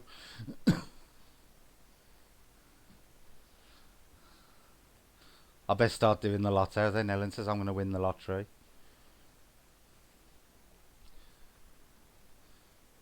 I'll tell you later in private what that black cat's signifying to me. Okay. You see, what's sticking out to me mainly is because, like, on my screen, it looks like the head's blurred out a little bit. It is on the actual picture as well. Is it? Yep. Right. It's like, for me, I'm getting some sort of, you're going to fly some sort of flag, Mm-hmm. you know, with red banner behind, Mm-hmm. but it's going to be like, you're just going to, because of this, it looks like an helmet to me, like, you know, like it's visually not looking at what's happening, so it's like going to be like a blind faith kind of thing. Right, okay. You're just going to go for it, Yeah. whatever it is, and hope for best. Okay. That's what I'm getting. Good an interpretation as any. Yeah. Jamie's put, the Queen of Wands, she's ensuring everything runs smoothly.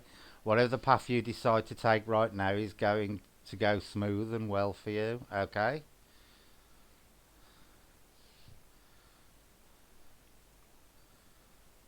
Lindsay. The last card, although on the cards before it shows a long hard journey you have battled through and you're going to get where you want to get. Nice reading, Lindsay. See, that is very, very interesting. Because the only thing I'm seeing off them 4 cards is really standing out is that black cat. And it's got significance to me, and Ellen touched on it. Which was odd.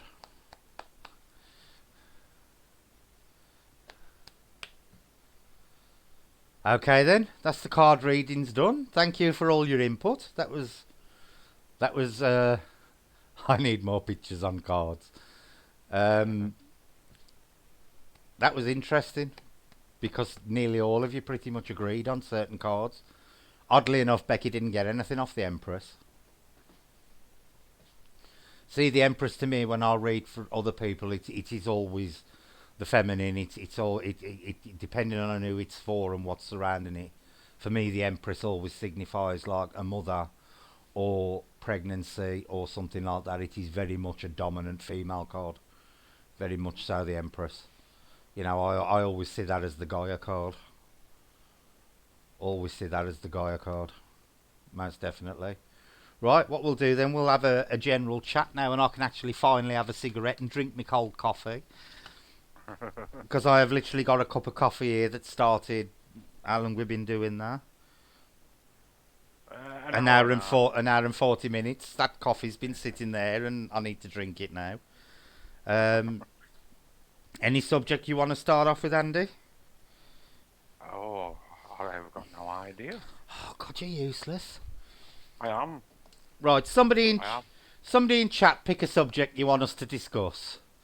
Oh, Joanne said she'd got some questions when it come to this time. Joanne? And yeah. Oh God, it ain't going to be portal questions again, is it?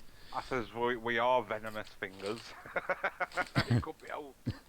Right, Joanne, come on then. What was your questions? Thanks, Kim.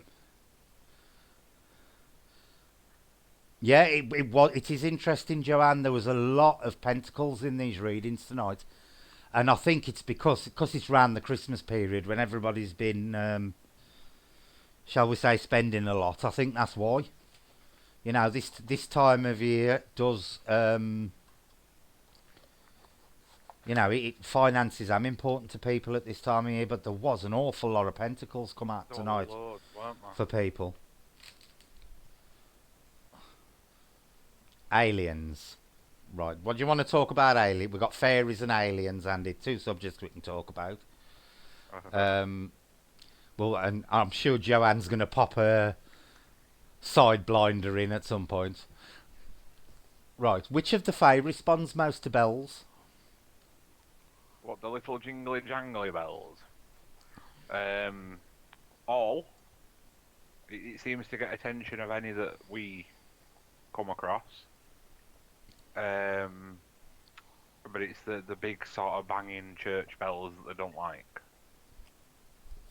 Do you think that's got something to do with frequency and stuff, Andy? Frequency. I think they were built at a specific frequency to ward them off you. Because church bells have got a distinctive sound to them, ain't they? Yeah. No matter what church you hear, you always know they're coming from a church. Yeah. They've just got that distinctive sound to them.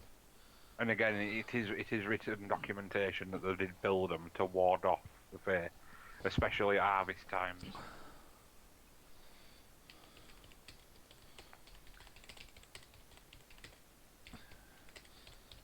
Hang on, I'm just writing to Kim.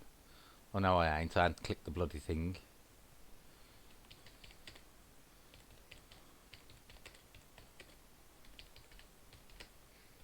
Do you wanna? I'd probably be quicker saying this because by the time I've typed it, the 19 seconds would be up. What opinion on aliens do you want to discuss, Kim? So what thing? Apart from me, I was skint, then I'm skint, and now and always will be skint. So I love reading. Yours is very much a love reading, Jamie. It was all the emotional. Maureen ain't got a question. It's just gambling. Do I think aliens are real, Kim? Yes, very much so. I also believe that we have been visited and are being visited. The question is, are they getting now? Because I'm now starting getting into what I have been getting into recently. The question is, are they coming from outer or inner space? That is the question. I believe if they're coming from outer space, I don't believe they're flying all the way here. I think they've probably got some kind of space folding technology or, some kind of wormhole system that they're probably using. I don't think, they're spending hundreds of years getting here. They've got some kind of way of fast travelling across the galaxy. But yeah, most definitely believe that aliens are real, Kim. Andy? Oh yeah, definitely. I'm a big believer. Always have been. It was one of my sort of big go-to topics growing up.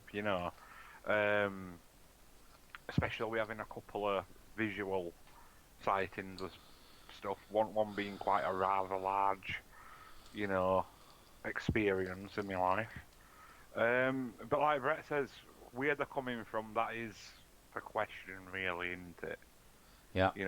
It would be nice to know if it is up there or somewhere else, multi-dimensional. Mm-hmm. You know. Because Bigfoots are linked a lot to UFOs, and they're also linked to portals. So it does make you wonder if they're all sort of tied in together, because there are many cases where Bigfoot have been reported in the vicinity of UFOs, but there have also been a lot of reports where Bigfoot has been seen disappearing through portals when ships are near. So are they using portal technology, and are Bigfoot in some way linked to aliens? It's an interesting concept. I was on a group last week, a Bigfoot group, an American one,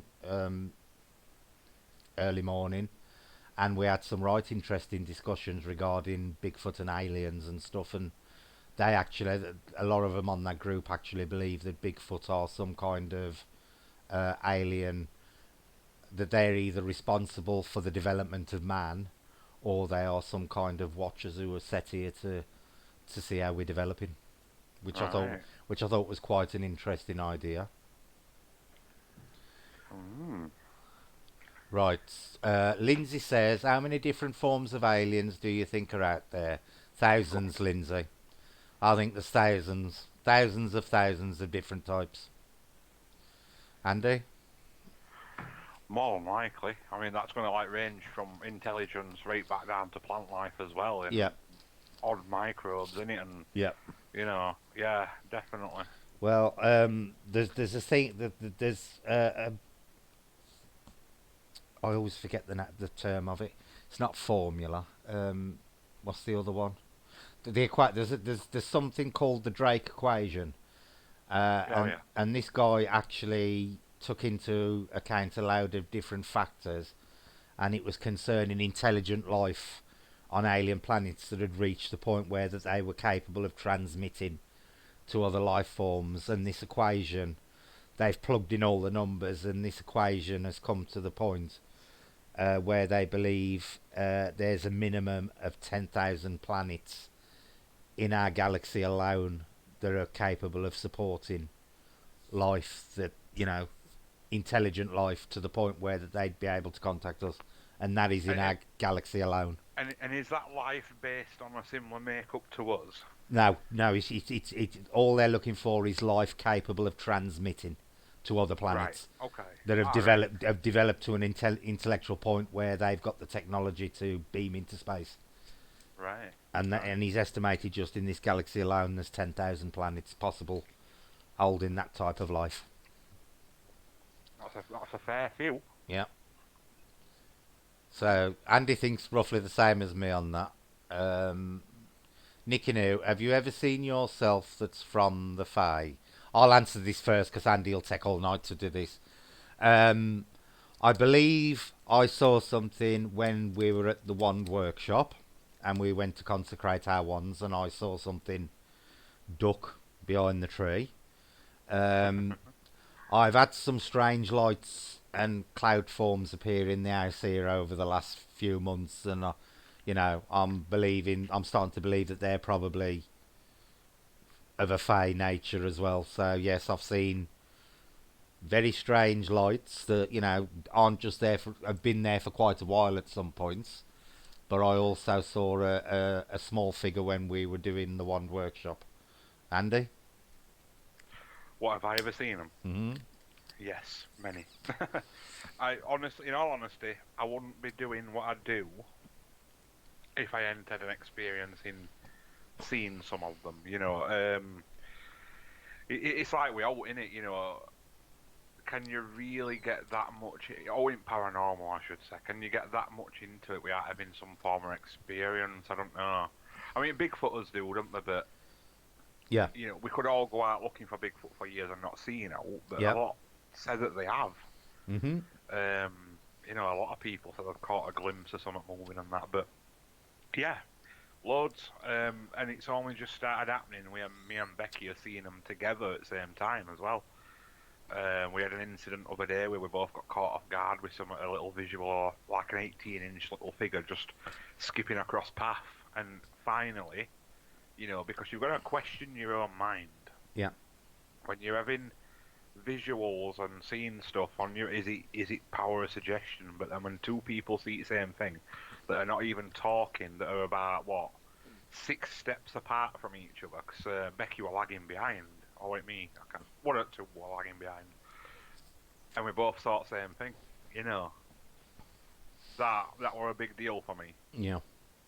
Because even though we do come across as like, we're off with fairies, you know what I mean? Yeah, but you are We still, literally. well, we are, yeah, but we're still looking at it all logically as well. Yeah, and that's the 'Cause that's what we important. do. That's the important thing in it, Andy. There's loads Yeah. of times I've heard you say, it looked like the Fae, but it weren't. Yeah. And that's the defining thing. people are of the opinion that people who believe in the Fae, and what you've got to realise is the Fae far outdate ghosts and anything like that. In terms of human belief, uh, it ain't the sort of thing where we're seeing fairies everywhere or putting everything down to fairies, because I and Andy knows I still believe some things are spiritual and some things Yeah. are Fae. So I don't put everything down to fairies, and believe me, neither does Andy. Neither does Andy. He does look at things logically and then say, no, it was such and such instead. Totally natural explanation. Oh yeah, definitely. Right, the subject, Maureen, is you can ask any paranormal question you want. Have we got any more yet? Kim says she thinks both. I presume that's to aliens being both inner and outer space. Yeah, yeah. Joanne B. Right. Andy and Becky, is there a way for the basic Joe Blogs, brackets me, so I think that means her, to see the Fae? Yeah, yeah, there is. And I have sort of spoke about this quite a lot, but there's not just one thing that you can do. It's like, right, basically you got to think of this as, and we're only talking about this with Ellen today because she come over for a little meeting. Mm-hmm. It's like, right, a lot of people think, oh, I can go out and they'll be able to connect, right? And Yeah. imagine that as hitting one key on a piano, yeah? Right. Connecting with Fae is like striking a 3-note chord, right? You've got to partner up little techniques. We need Jace for this, then. Yeah. He's a piano teacher. Well, there you go. Yeah, it's all about striking the correct chord. You know what I mean? Yeah. What you've got to think is they're watching us intently. Every time you step out into your garden, go for a walk in a park, they're always watching. Mm-hmm. Because we're sharing the same space. Yep. So little things, there's little things as keeping things clean. Yeah. Your emotional level can affect connecting with them. If I go out on an investigation and I'm in a bit of a bad mood, I put a stop to it. Yeah. Unless I can change my mood around, I just put a stop to it flat, and so there's no point carrying on because they're not going to talk. Yeah. Then there's all, you've got to remember that they like abundance, they need the offering. And like any living thing, a food source always attracts. Yeah, you become a food source, Yeah. they'll come to you.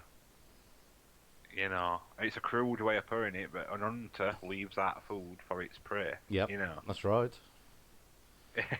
Always, it's one of the oldest tricks in the book. Yeah. But there's many different things you've got to do. I mean, you might get odd encounters or odd flicker a corner of eye visual or stuff like that, and some people like to keep it there, But for what degree we're going into, I want to actually step foot in their frequency. Yeah.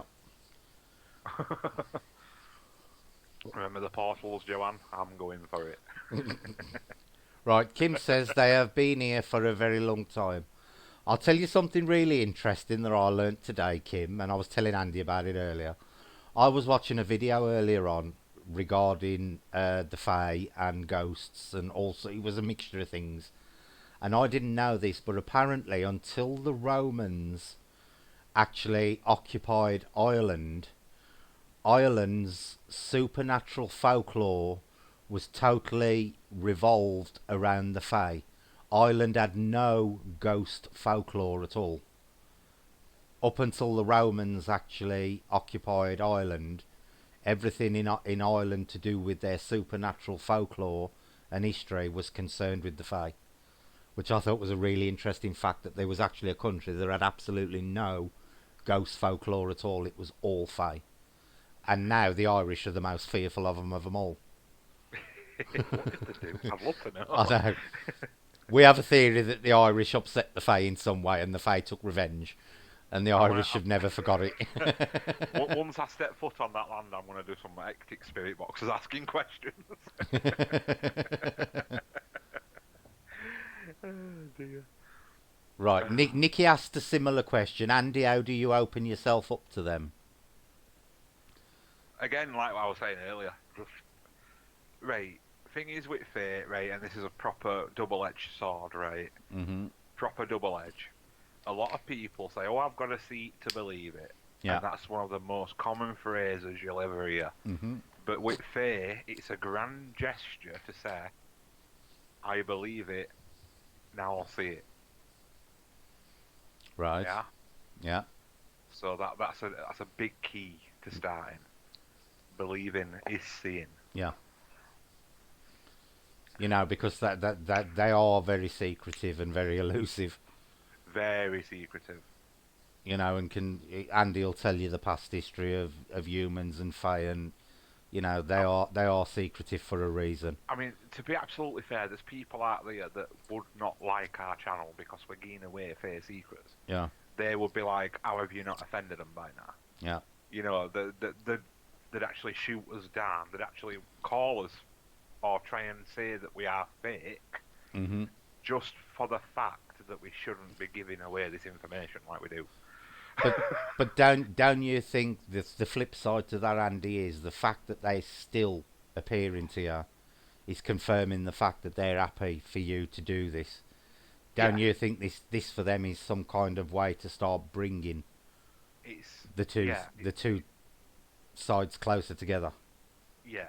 Getting them back into people's consciousnesses is Yeah. one of the things. They do like people to do it. Yeah. Yeah. Nikki's brought up the gravy granules in my coffee again. Chris says aliens seem to just want to give info. Um, it's very difficult, that one, Chris, because you know some alien abductees report quite negative encounters. Some can be quite savage, can't they? Yeah, Really and then savage. other abductees, you know, report very positive ones. So Yeah. for me, I think And then, it's a mixture, because I and then, believe there's probably more than one type coming here. but I've heard as well that them people that have both like started off really Yeah, nasty and savage, yeah, and then they sort of like got really friendly towards end. yeah, You know, and it's like what? yeah. Kim says, Bigfoot move out of view so quick, I think they move through portals. To be honest with you, Kim, that's one of the things I'm starting to believe. I think that's why we find no bodies, and how they do manage to disappear so quickly. And there's been numerous reports where they have actually been seen physically walking into portals. You know, in Bigfoots, and this isn't Fae people. This is Bigfoot hunters who've actually reported seeing Bigfoot disappear into portals, huge portals of light, and they've gone into them and disappeared. So yeah, do you, do you think it's possible if we evolve enough that we could possibly do that same sort of thing one day? yeah, because I think it's all Yeah. connected to energy. Yeah. You know, and I think if we survive on this planet long enough, and you know we ain't hit by a big rock or the planet blows up or anything like that, I do think we will eventually reach a point where we don't need bodies. We will operate totally on an energy level. Yeah. That's what I believe personally. Right, Sam says, I seen something when I was a kid in our house which makes a lot more aware but never talked about it. Well, you're going to have to tell me about that in private, Sam. Yeah, same here. That sounds interesting. We need to know. Uh, Lindsay says, seems with anything, I would think, Nikki, you need to build trust, which is exactly what Andy's just said. So yeah, you know, it is a trust thing. But believe me, they're going to be a lot less trusting of you than you are of them. Yeah, and they don't suffer fools. You know, No. anybody that thinks that they can, you know, be willy-nilly about the thoughts about them and take piss. You know, Yeah. there's a lot of that is going on lately. Yeah. You know, they would never be able to connect up Yeah. because of that said, you know, Yeah. they can read you like a book. You know. Hmm. Do you believe that they're capable of like reading thoughts and stuff like that? Yeah, well, it's more like an emotional thing, that like a Yeah. frequency reading the tech off you. See, and this is something that's really common in alien encounter reports as well. Yeah. That everything is telepathic, and it makes you wonder. Is all this being done on an energy level rather than a physical level? Yeah, yeah. And it could be possible that aliens and the Fae are intertwined and mistaken identity cases and stuff like that. There could be, yeah. Because if people see little beings, are they putting them down to aliens and they're seeing something else? Well, you know that guy out. We once talked in depth about aliens, and I brought up this guy in America that apparently have got a lot on video, and he's now got stung with government. They set him up as a paedophile and locked him up. All right. They actually hacked his computer and downloaded all sorts of stuff onto it Yeah. to get him. But one of his videos, he shows a little white light flying around his apple tree. Now, there's no light source on it, so there's no, it's not like a bug or a bat or a, like that. And it is spherical and it's semi-see-through, but it's flying around his apple tree. And I Mhm. said to Becky straight away, because he thought it was something to do with aliens, I says, that's one that's fair, that. Yeah. For sure. Yeah. Right. Becky says that's interesting. Sam would love to hear about it. So that's three of us. Right. Kim said, I've seen the lights hover in the sky like dancing back when I was young. I have only ever seen one thing like that, Kim, and I was with my son's mother at the time, and she ain't on tonight, but she does sometimes pop in, and she will back this up. I couldn't tell you what it was. It was definitely a UFO, but whether it was extraterrestrial or something I'd never seen before, I couldn't say. But it was, if it was terrestrial, it was definitely a very interesting sight because it was totally silent and it was huge. It was huge. So, I say yes, I've seen a UFO, but I can't say 100% whether it was something from here or something from somewhere else. Andy? Yeah, like I said, I've been up close and personal with some, and the visual of what I saw was, I'd put it down to obviously as mainstream craft, even some, like the stealth bomber and stuff. Yeah. It was not like that, it were Mhm. actually hovering, it banked that slow to one Yeah. hover, Yeah. and trees that it were coming down actually bent away from it. Mhm. They were actually bending away, and I can't say that. Obviously we might have secret craft, Yeah. but what it'd be doing on a council estate in middle of England, on Ruffy's estate in Barnsley, I don't know. Yeah. You know what I mean? It just seems a bit odd. But yeah, it was very strange. No sound, nobody else saw it, and Yeah. it was just a strange situation, all of it. Yeah. See, what I would like to do, one of the days, if we can get together, because there's a couple of teams who live up here, um, quite close together, is if we could all get to Todd Morden and do a UFO stream from Todd Morden. Yeah, You know, Todd Morden, because that would be interesting. Because I don't know how many of you know, but where we live in the UK is actually called by UFO enthusiasts UFO Alley, which is the Pennine district. And for 480 miles, it's the highest concentration of UFO sightings in the country. And we actually live in UFO Alley. So, it would be nice if we all got, even if we went on the moors and so, and just did a spotting night, yeah, we could do all sorts on the moors because we could rope in big catch UFOs, is the Fae on the moors, ghosts on the moors. We could, it'd be quite a good stream that night if we could, get somewhere arranged in the new year. I wouldn't mind doing something like that. And we could do that. We'll do it with Above Paranormal, with EE for the Fae side, and with John and Lindsay from ETA. If everybody's interested in doing that, yeah, it sounds good. I'd definitely do a special, like something different. yeah, because we could cover all sorts of things then. We'll have to have a talk about that with Lindsay and John. Yeah, Um, Lindsay says, yes, I've seen lights in the sky that I can't explain to Kim.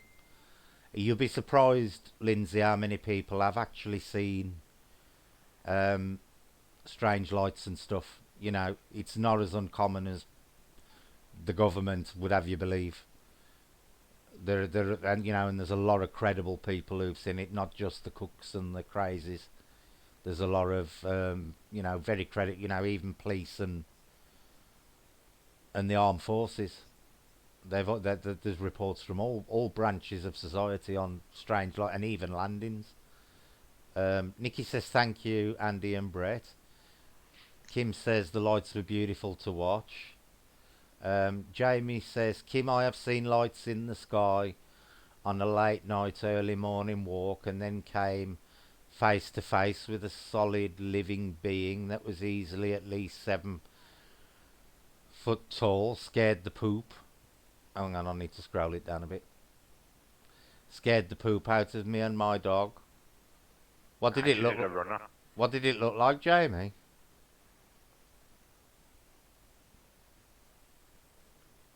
I think she said. I think when she was telling us, it reached out for her. I think.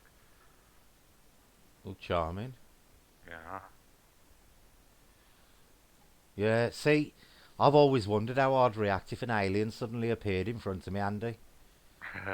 Because I've always said if a ghost popped up in front of me, and I know it wouldn't bother me because I've seen one. Yeah. Or I've seen something materialise in front of me, so I'm used to that. As for whether, an alien popped up in front of me, I don't know what I'd do.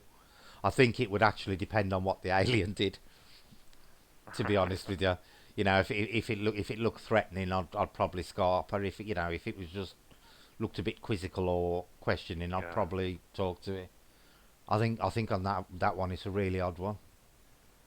Because until you're put in the situation, you don't really know how you're going to react, do you? That's it, isn't it?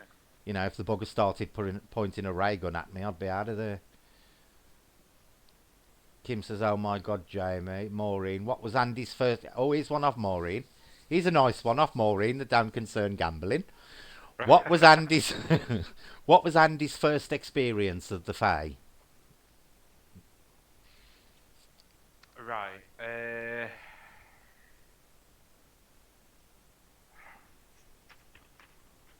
First official, we'll say, that is in like the last 3 years or is actually doing this feed. Mm-hmm. I can't put it down to Tommy really because he's a little bit different. Yeah. We're gonna say I'm trying to think what his first investigation was. I mean,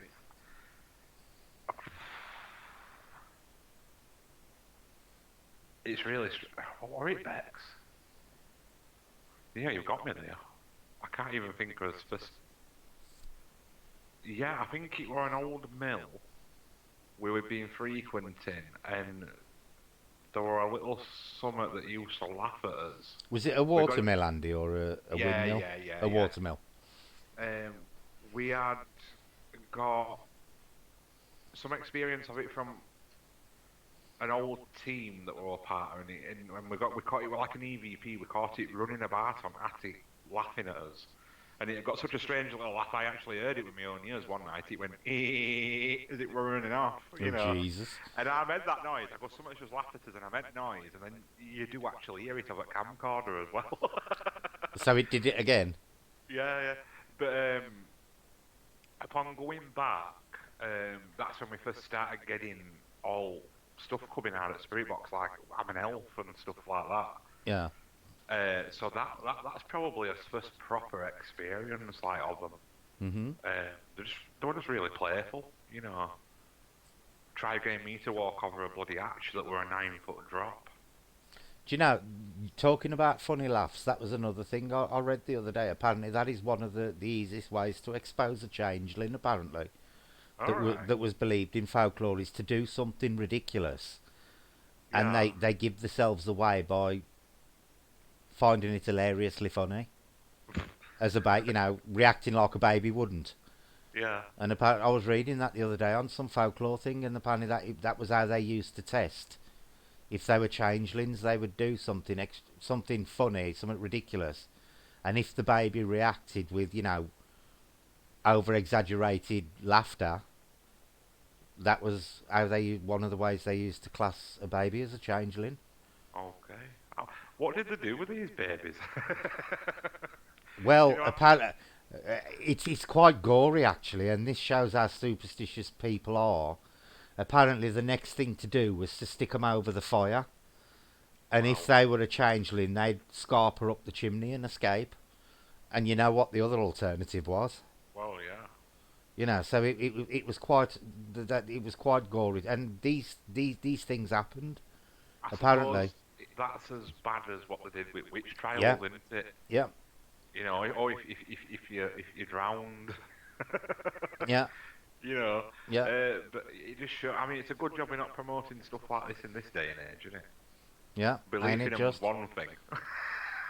It was a bit of a no-win situation as far as changelings were concerned. And this ain't Yeah. folklore. This actually happened. They would then stick them in the fireplace, and if the baby scuttled up the chimney, it was considered a changeling. If not, basically, it got roasted. It was a Oh no-win. dear. It was a no-win situation. Absolutely no-win situation. Joanne says, "Thank you, Andy. You explained that perfectly. Got, I get corner of eye lights and flashes. Apparently, that's one of the most common ways they start appearing in it, Andy, out of the It, corner of your eye and stuff."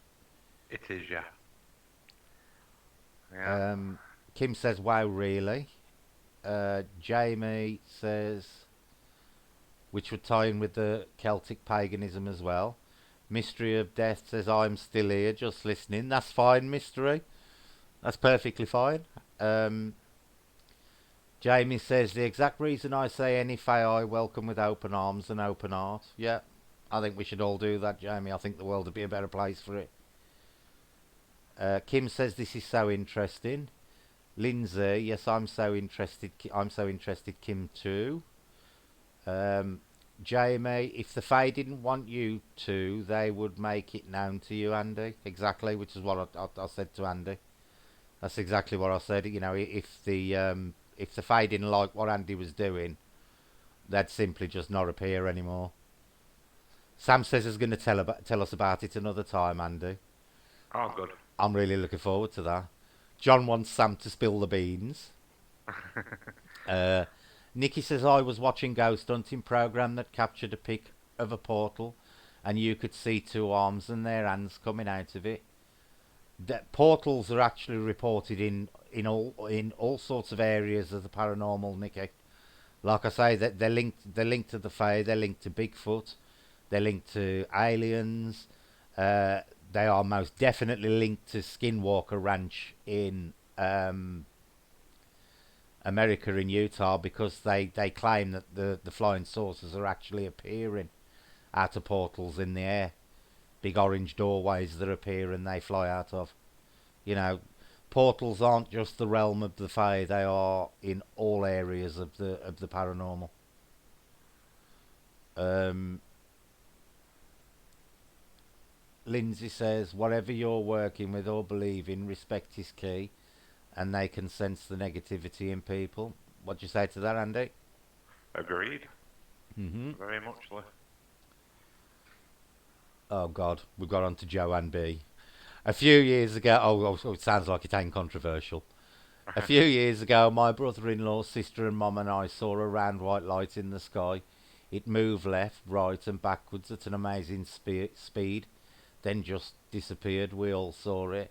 That is similar to what me and my son's mother saw, Joanne, but it was quite close up. It was quite big, but it was moving and it was performing, flight patterns that I've never seen any known human craft do anyway. But like I say, I couldn't say for definite it was alien, but neither could I say it wasn't, because it was doing some extremely interesting manoeuvres.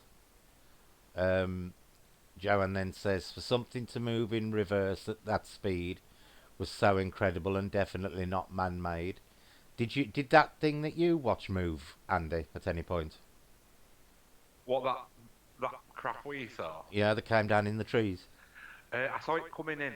You know, like it kind of like if you imagine like it slowly hovering down to right, Hmm. and then just like kind of stopped midair. And that's all it movement. So when we sort of got underneath where area it'd be, it just shot off in a streak of light, and you couldn't even see it move.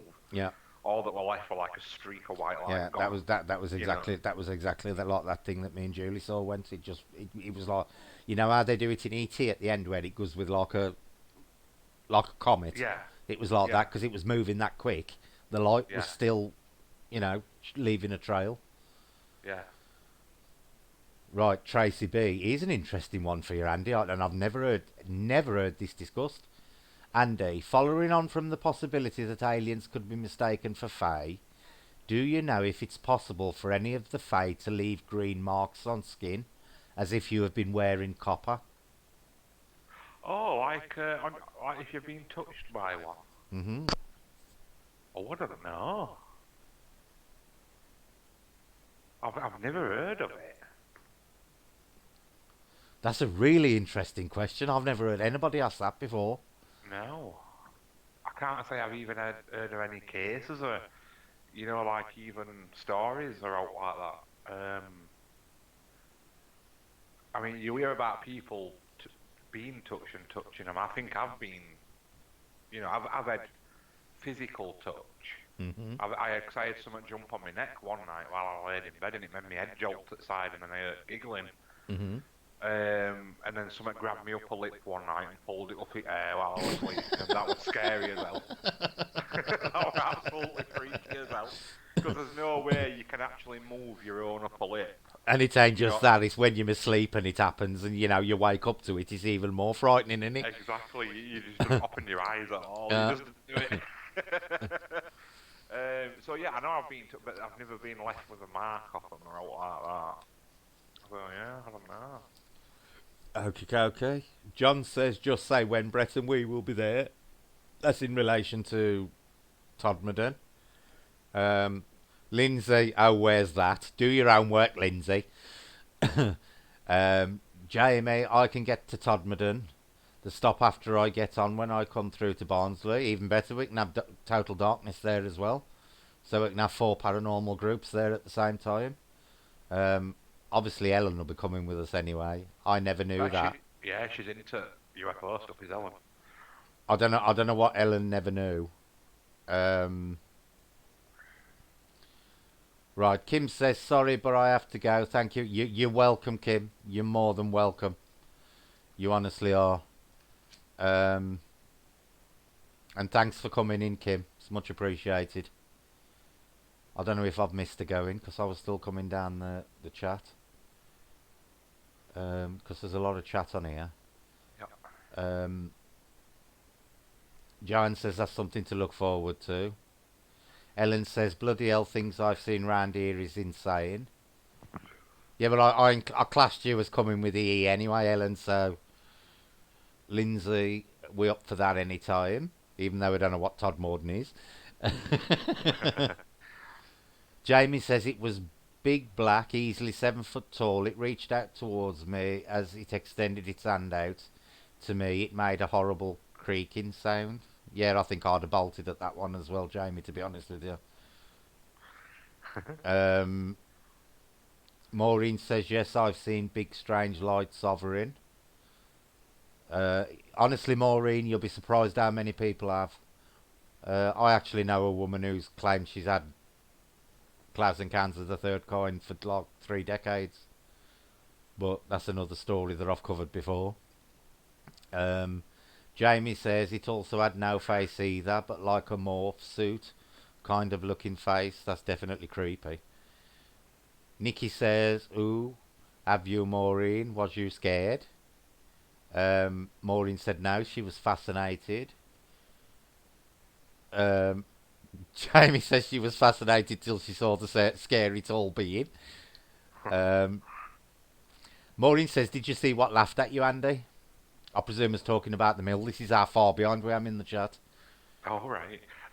Yeah, well, we didn't see it by eye, but we got some photographs of it, which are really interesting. Cool.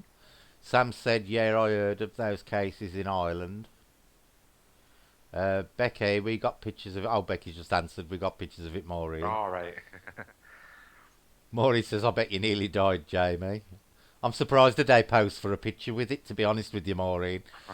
Selfie. Yeah, I'm surprised Jamie there do a selfie before I legged it. There is a proper delay on chat tonight. Kim says, so sorry, but I have to go. I did say thank you to Kim. Good night, Kim. Good night, Kim. Good night, Kim. Morning here for me. Yeah, I don't know how many of you know, but Kim is actually in Australia. Um, Carol, I've got to go, everyone. Good night, Carol. Thanks for coming in. Ellen's going off. Night, Ellen. Night, Ellen. Sam says, this year outside Shannon Airport in Ireland, a pilot reported to ground. Oh, shit. I hate it when that scrolls up like that. This year outside Shannon Airport in Ireland, a pilot reported to ground control. White strange light. I actually heard the cockpit conversation. It may now be on YouTube. Or that'd be interesting to look for, Sam. I'll have to Google that. Jamie says, "Ooh, worth checking into that." Andy, since the Faylight copper. Yeah, that was exactly what I thought when Tracy said copper. Lindsay, oh Sam, if you find it, send it to me, lovely. Tracy says, okay, thank you anyways. Joanne B, it's interesting, Sam, I've heard that disclose of alien craft will be revealed to us. I believe the government are basically desensitising us and have been for years. I think they know a lot more than what they're letting on the government. Jamie says, whoop whoop, I should be able to bring my team's right hand, Hayley. Whatever you want to call your right hand is up to you, Jamie. I don't know what you call your left. Sam says, yeah, Lindsay, I will try and find it. Streamlabs contributed. Ellen said night. Good night, Ellen. We'll need to be careful. The men in black will be coming for us. Joanne, you're giggling, but it has been known. And a lot of the time, cases where they report men in black, they haven't come across as being very human-like either. So it does make you wonder who, in fact, are actually sending the men in black. Jamie's put, Maureen, I didn't nearly die, but I ran as fast as my little legs would take me after taking a selfie. I heard it jump in the river coming after me when I ran across the bridge, got further down and hid in a bush with the dog. I bet that ain't the first bush you've been in, lady.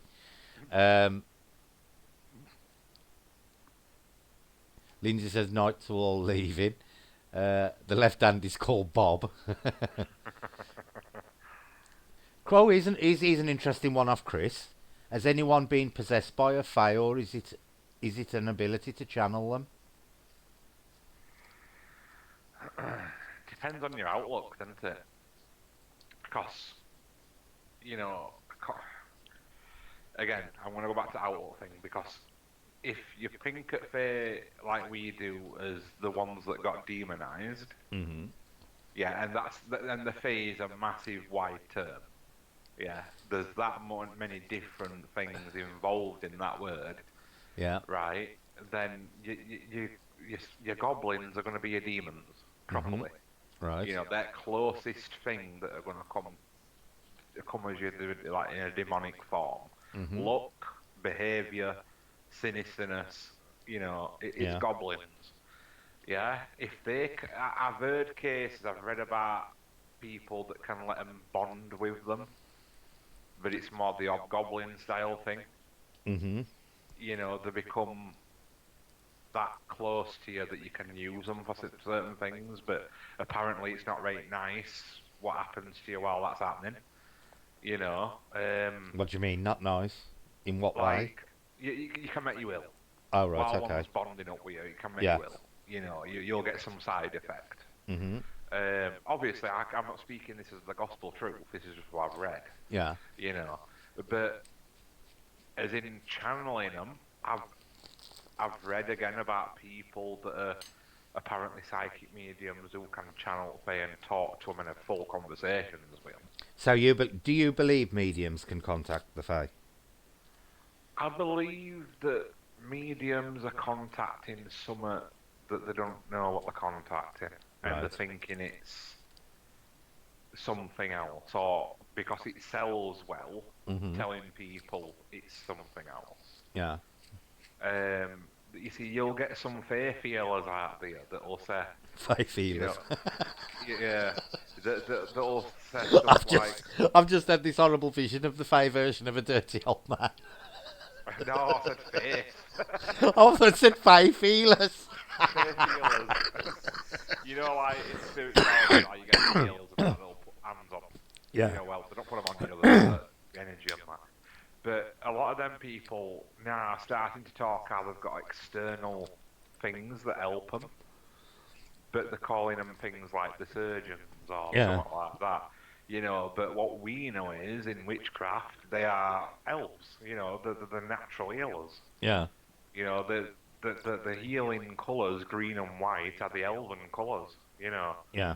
It all connects up back to that. But yeah, you'll get some people that'll be a bit more forthcoming with what we're talking to, and you'll get some people that are purely out there for money, and unfortunately, dead relatives speak a lot of money. Of course they do. Of They course do. they do. Even if it were coming from a natural substance such as earth, Mhm. we're giving you, end of the day, some of these mediums might be able to do the stuff a lot better if they went barefoot on ground. Yeah. They might be able to take a sampling of recording and just give it to you, as they see fit. We don't know, 'cause I like trigonometry, how people can hold an object and get like readings off people or what's going on in them. You Fantastic. That's energy based. you mean psychometry? Well, what is it? Psychometry, that's Trigonometry's working with triangles. that's it, isn't it? That's the one. Yeah. You totally ruined my next question because I was dying to know what a Faye feeler was, and apparently Joanne thought you said it as well. Oh, faith.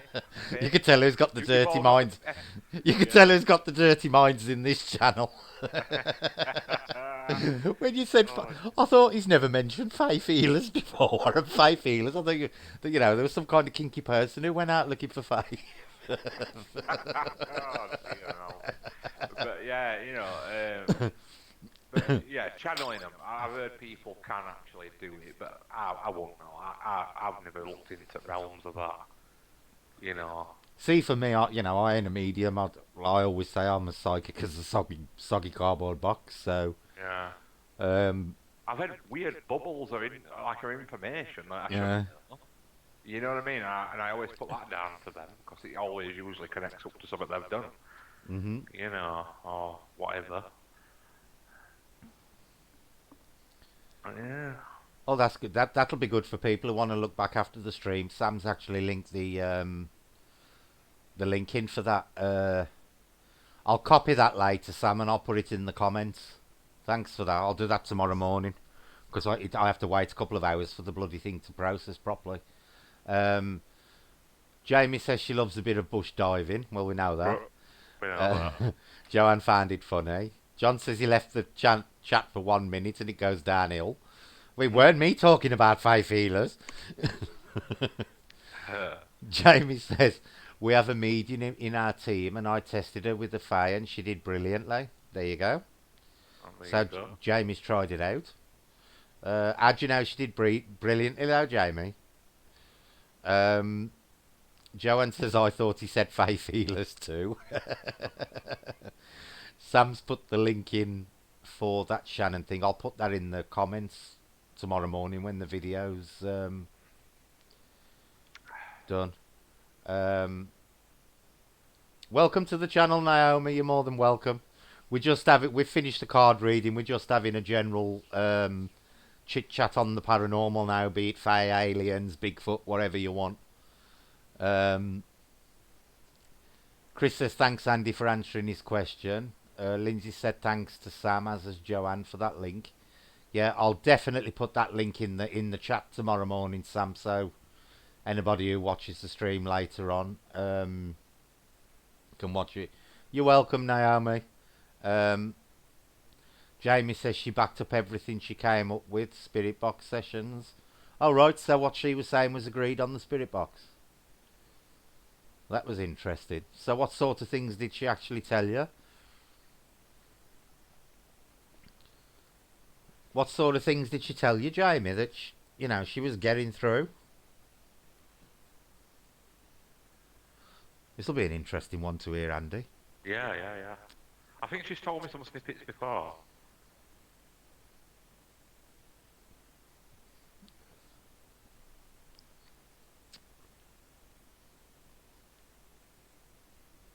Is it right? You have to excuse Jamie as an even slower typer than me. Yeah, yeah. Don't tell us anything. Yeah. Do you think the Fae and Bigfoot could be possibly linked, Andy? Or do you think the Fae, Bigfoot, and aliens could be like a three-way triangle? One and the same thing, all mistook. Oh, I don't know. I know. I don't think that one is the same.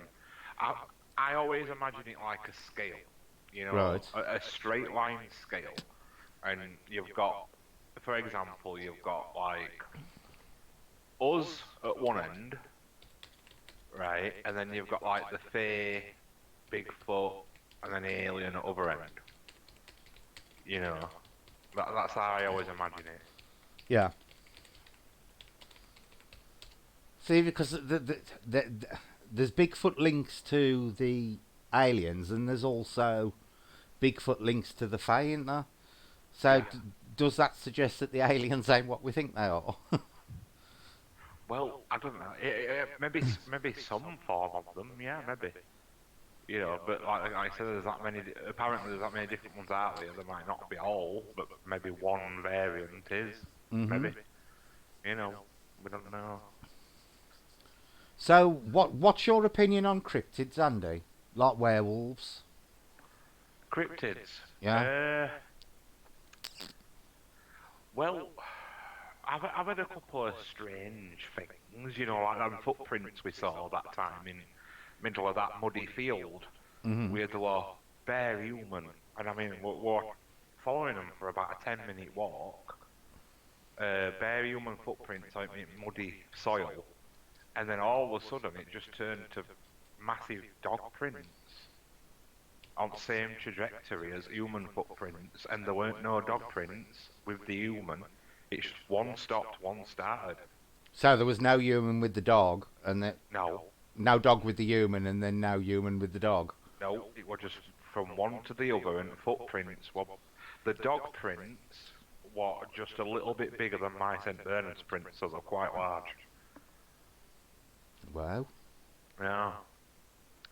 Right, That, Jamie, hang on a minute. Jamie said she described a few winged beings singing and dancing, asking us to join in with them. I cracked out the spirit box and she was right on the mark. At the end, she was holding hands with a young one. She didn't want to leave her. She got genuinely upset about leaving her because she wanted to go home with our member. wow. That's interesting. Yeah, it is.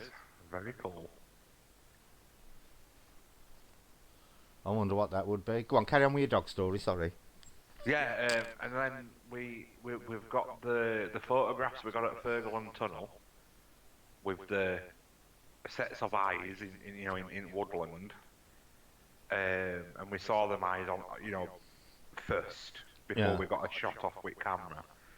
And one of them, it cocked its head to the side because one of like I call them like light eyes because they were just glowing, Mhm. you know. And one went up top of over and then like come back down, and we have got photos of that.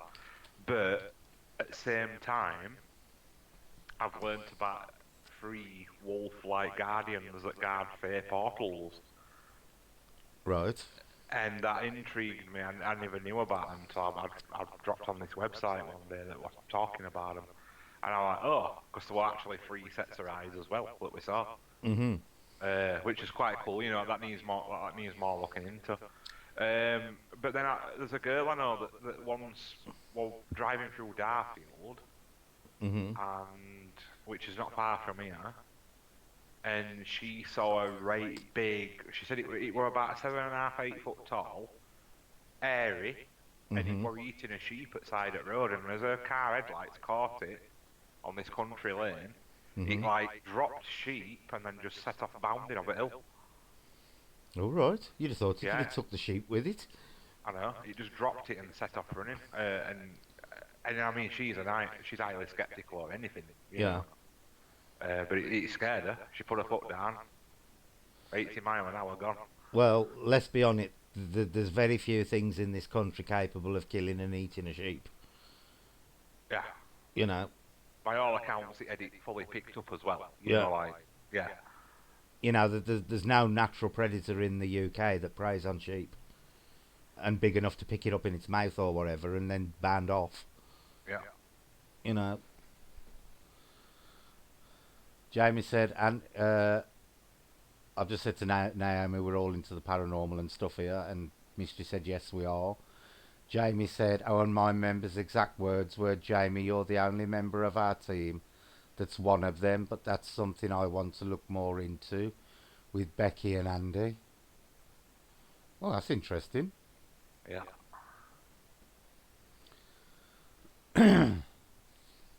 That is interesting. I wonder why she took such a shine to the medium. So why did she want to go home with the medium and not Jamie? She obviously thought the medium was one as well. It might have just been because communicate, like Oh, it could she have were been. able to Yeah. connect up really easily with you. Mhm. Yeah, See, the thing I've got with cryptids is that some of them I genuinely believe are big cats that have been released into the wild.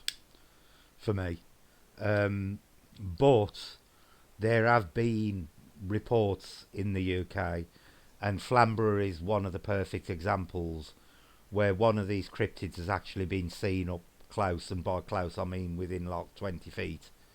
yeah, And it was described as looking like an hyena but the size of a pony. You know, and there's no way anyone would mistake any kind of big cat for looking like an hyena. They're very canine looking. yeah, You know, and hyenas don't get to the size of a pony either, and that was viewed from about 20 feet away. You know, so I believe there are cryptids out there, but again, are they natural? Are they, you know, physical beings, or are they something that's coming from, you know, somewhere else, or are they coming from other dimensions? You know, they could be another form of Bigfoot species type yeah. thing. You know, that's coming in that way and leaving that way. Jamie says, I think because our member could see them and speak to them. Yeah. See, I've never really. It's interesting because when I was younger, I used to, you know, I did a lot of work with the Spiritualist Church, you know, but none of them ever brought up the Fae or anything like that. But then again, you know, unless the Fae actually identify themselves, they wouldn't anyway. But I always find it interesting when mediums mention the Fae because of that reason, Andy. Because the vast majority of mediums I've ever encountered have never mentioned the Fae, and I always find it interesting when a medium specifically references them, because it's not the normal thing for a medium to come out with. No, You know, 99% of them are totally convinced they are speaking to the dearly departed. yeah, You know, but you do get the odd one who comes out and says, "Oh, they've told me they're, you know, they're a fairy or they're a goblin or they're an elf or whatever." yeah, You know, and that does always make me wonder. You know, is this communication all down to energy? The fact that, you know, that they're saying stuff like that, because we know the Fae ain't dead. They're not I dead know. beings. You know, they're very much alive. Yeah, And then that asks the question: exactly what are mediums communicating with? You know, are they capable of contacting both? If we die and, you know, turn into energy and hang around, I know you don't think we hang around, but if we do die and hang around, you know, are mediums capable of speaking to both? And might it be a good idea for things like the SPR to look into it to see if it is just, you know, the dearly departed they talk to, or if they can communicate with other things? See, because I've often wondered, you know, is it possible for aliens to communicate that way? Because, you know, if they're millions of years ahead of us in evolution, there's a big chance that they could have evolved out of needing a physical body. They Yeah. could be pure energy, and that could be how they travel vast distances and then manipulate matter when they get here. But if they are energy, could they be communicating through spirit boxes and mediums as well? For all we know, we could be talking to all sorts of things and presuming it's just the dead.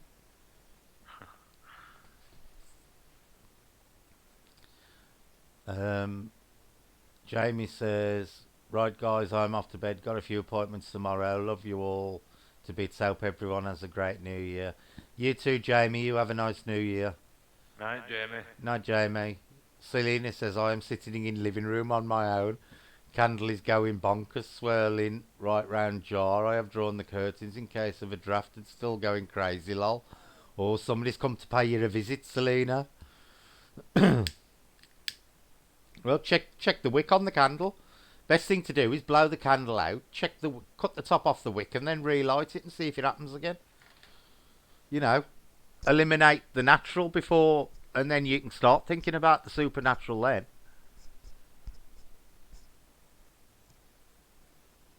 I've never really done much with candles, Andy. Have you? Not in that respect. Because No. I've noticed that's getting quite popular now with like moving cat. Because GS does it a lot, and to be Right. honest with you, he does get some quite interesting results. GS when he does it, Yeah. because he combines it with the K2, and normally when the K2 goes off, so does his candles, which Right. I find quite interesting. And it's actually nice to see GS when he does his investigation side of stuff, because he really gets into it and he's down to earth about it. And he's the first to admit he rarely gets anything out. He says himself, even when I censor some material, I rarely get anything. But nine times Yeah. out of 10, when he gets a reaction on the K2, he also gets a reaction on the candle as well.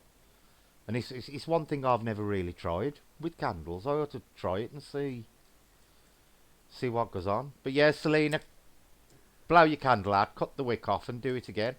Oh, the good news is, everybody, my wood burner turned up tonight, finally, at 8 o'clock from Amazon, so I'm going to hopefully start decorating my spirit box tomorrow. Have you got a design in mind, yeah? I've already got one thing I'm putting on it. Right. Hang on, I'll snap a pic. I'll snap you a pic. I can't put it on Yeah. the what's it, but I'll snap you a quick picture of something I'm putting on the one corner of it. Let me just find my camera. Camera. I'm dying to know what Sam saw in her house.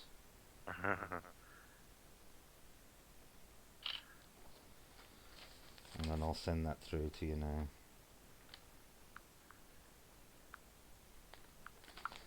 That's going to go in either the bottom left or the bottom right hand corner, because I think it's rather cute.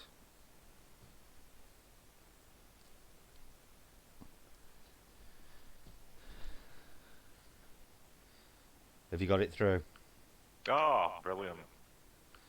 I think that's rather cute. Yeah, that's very good. Sam says, yeah, he trying. Who's trying, Sam? I'm dying to know now if Selena's candle carries on wobbling after us cut the top of the wick off. I got But some more merchandise yesterday, Oh, what did you get? Oh, I went to an antique fair in Danny, and I've got like loads of little bloody trolls and more Dartmoor pixie brass things, and Where the hell are you going to fit them all? I You, found you, you're places gonna have to for you're gonna them. have to start putting more shelves up. I know, but we've got a proper big brass Dartmoor pixie wall hanging bell. Oh, I Like an bet old that's nice. pub bell type thing. Oh, it's very good. It's very good. I look forward to seeing that. Yeah, very Anybody nice. who's never seen Andy's living room, it's like walking into fairyland, walking into Andy's living room, I tell you. It really is, isn't it? They're everywhere. No matter where you look, there's goblins and elves and gnomes Gnomes. staring at you. You can't even watch the telly without a 4 foot high gnome peeping over the top of the telly at you. Oh dear. So, Oh, Do you think bells? There were bells specifically created, Andy, to contact the Fae, or do you just think it was coincidence that they did it? Because I've noticed if you go down south to Cornwall, and if Yeah, you buy things with pixies, they've always, they're very often they're connected to a bell, in they. yeah, They're the top of a bell handle and stuff like that. yeah. Um, I don't think there were. Oh, well, I don't know. You never know. But what I do know is a lot of witchcraft obviously used them. Yeah. There were a big thing, which obviously makes sense for contacting faith. But that carried through as well into Christian sense with altar bells and Yeah. stuff. Yeah. It did carry through. And the belief that, you know, there's a connection to bells and angels, Mhm. which for me is the rewriting of the connection of the bells to the faith. And You there's know, also a connection to bells and demons as well. well, yeah.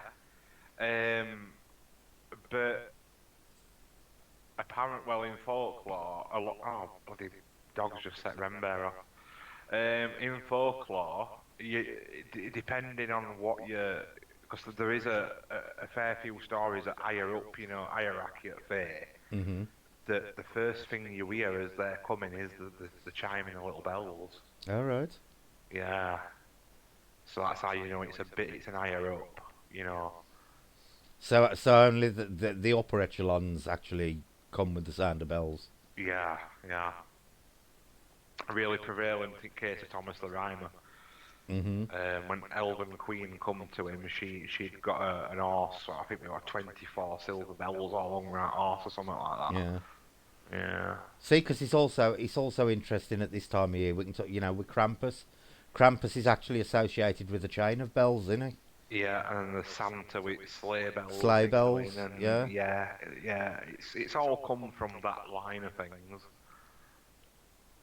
Oh, there you go. Yes, the wick seems a bit dodgy. Not an expensive candle. Debunk lol. See, Uh, but that's the thing, Selena. A lot of people are just sat there screaming demon, demon, or ghost or whatever because your candle was fluttering. And I always say to people, eliminate the natural before jumping on the supernatural because you never know. You never know. What was you going to say, Andy? no, his dog's trying to get out at door, and I'm just telling him I can't reach handle. Oh. Well, I've got Kaya fast asleep next to me, and Coco's got the other settee all to herself. But them both out for the Kaya was bloody. When they're crying, they sleep, having fun. They did that while I was doing the card readings, and I'm like, I heard, yeah. will you please stop doing that? It's distracting. They was having a right happy dream about Summit. The little legs was going and everything. But yeah, go on. I was just going to say, we've finished as one videos off finally today. Superb. The crafting of the ones from the elm trees. Me, Becky, and Ellen went down and did his activation, which we've shown a little bit of it, doing his own, part of our own element, Mhm. and then a combined little one for Earth one, obviously, because we ain't got his Earth member yet. Mhm. But yeah, really cool. We did a little spirit box and they mentioned Ellen's hat that she was wearing. All right. Ellen with the funny hat or something like that. Really cool. Really cool. So yeah, we're gonna have a little video coming out soon. System says Selena could have an haunted candle. Lol. It's a salamander. Yeah, it certainly is.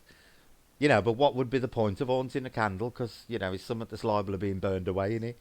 It's a bit of a short term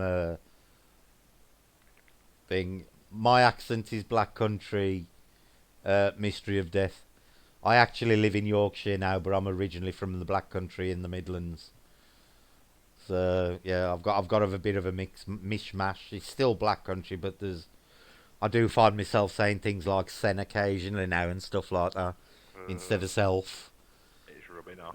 But there's absolutely no way ever I am going to refer to Cobbs as bread cakes. I'm sorry, it's never going to happen. Hobbs. Ever. Yeah, Cobbs. Bloody Cobbs. Oh, something else I learned today, Andy. Apparently, hobgoblins are of Welsh. Um, well, what's the word? Descent. Descent.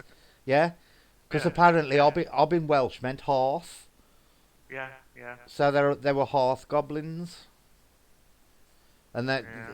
that the only way they differ is they can be connected to a person rather than an house, where like the house brown is connected to an house.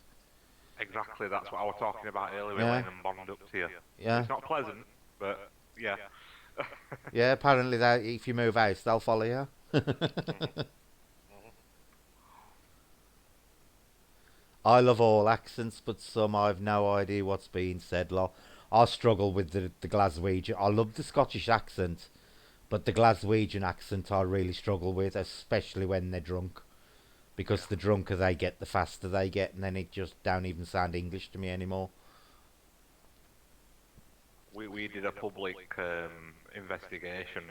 Our like part of staff, and that were in Glasgow. It was School Street Museum, Hmm. and we sat there and everybody were talking, like saying who don't. And I was just like, I've got no idea what's just been said to You me. know that. Well, my ex was from Glasgow, and when I went to meet the family, they all talked nice and slow. And we went to a party at the sister's house on the night, and of Yeah, course they all got blathered. yeah. And half hour of being there, Andy he was translating for me, literally, because I could not understand a word of what was being said, not I a mean, word. Edinburgh's fine. That end. Yeah, well, the Yeah, East Coast has a lot more softer accent. That's why. yeah, yeah. But Glaswegian, Jesus Christ, when they've had a drink, that's it. Forget it. Hmm.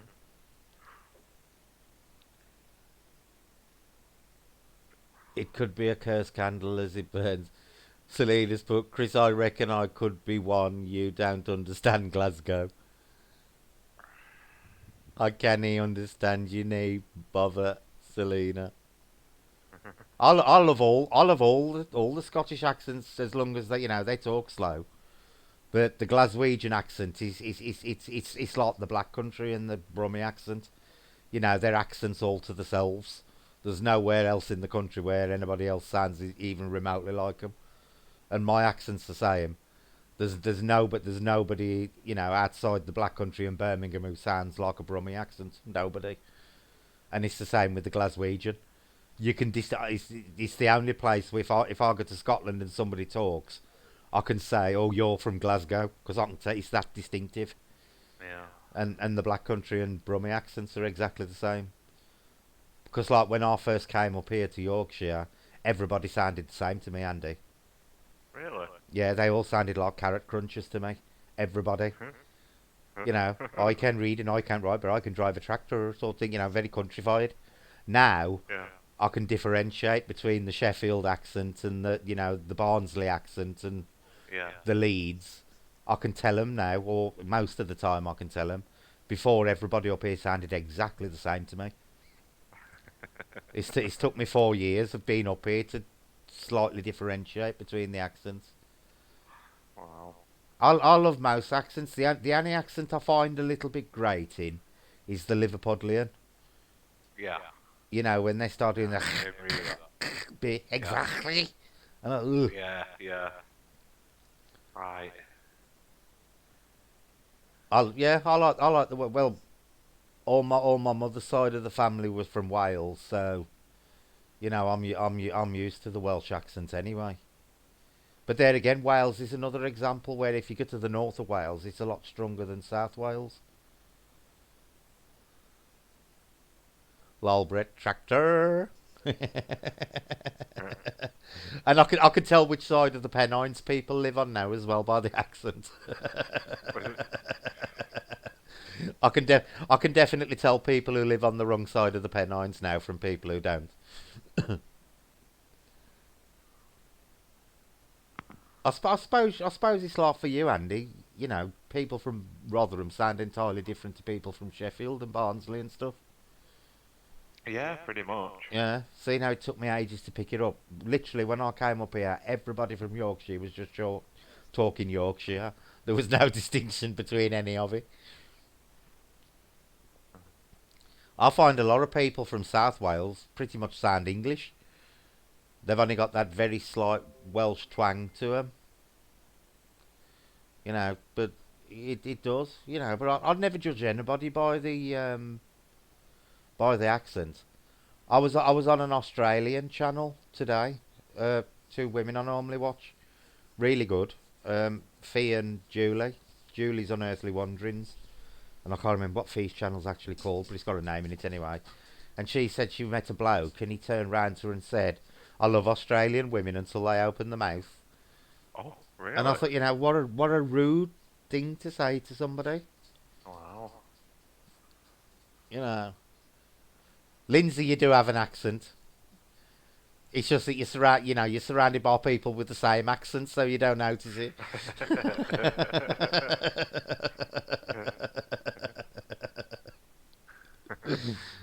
Oh dear.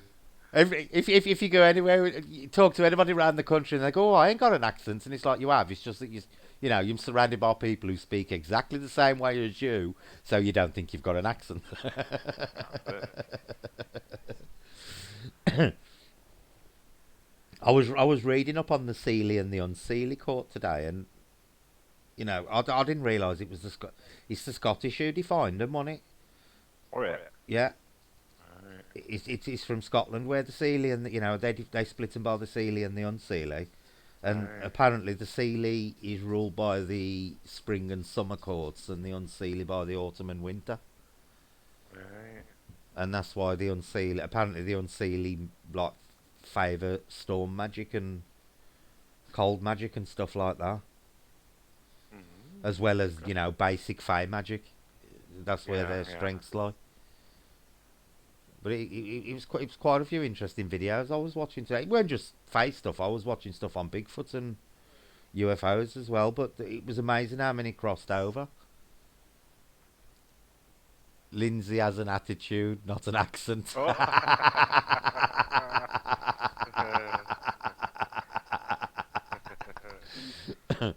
Lindsay, I don't talk like them lot around me. I'm posh. Ha ha.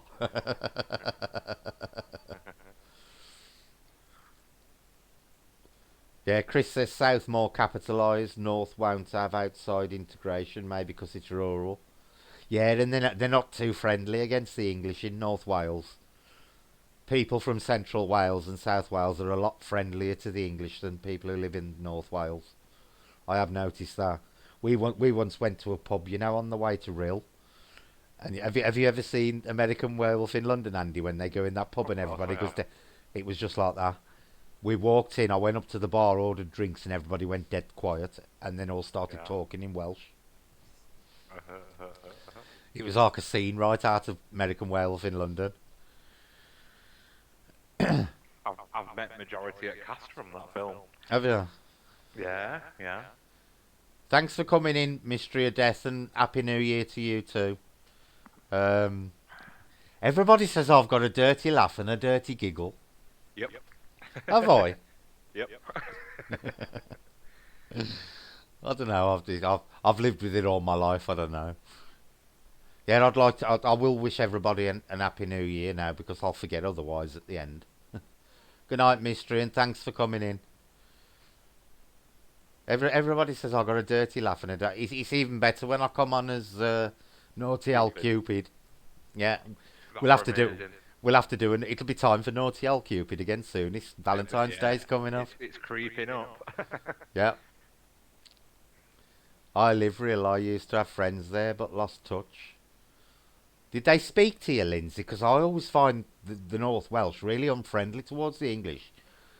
They're all right. They're all right while you're spending money there, but as soon as you stop spending money, they want to get rid of you if you're English. And you certainly don't have an holiday home there because they'll burn it down.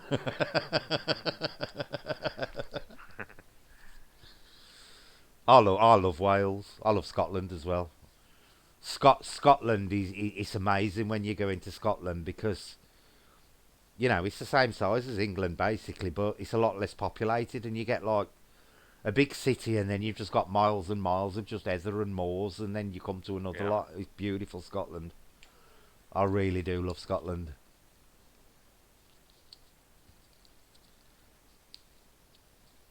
Oh, they kicked Lindsay out of real. They couldn't understand her. They couldn't understand that common northern accent.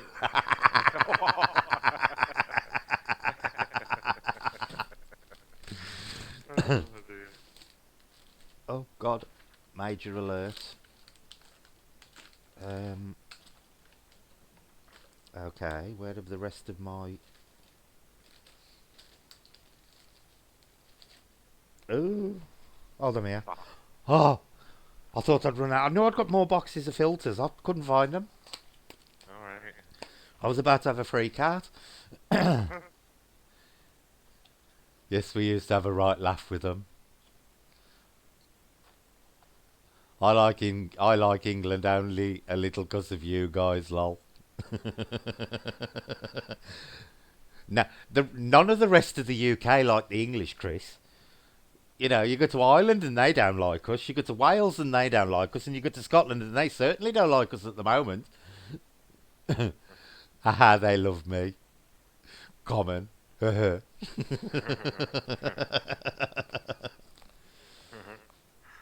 You know, but even people from southern England look down on people from the north. You know, and anybody north of the Watford Gap, include Midlands and up. You know, they consider like a different breed of people, don't they? We do. I would love Selena. I would love to go to the Edinburgh um, tunnels.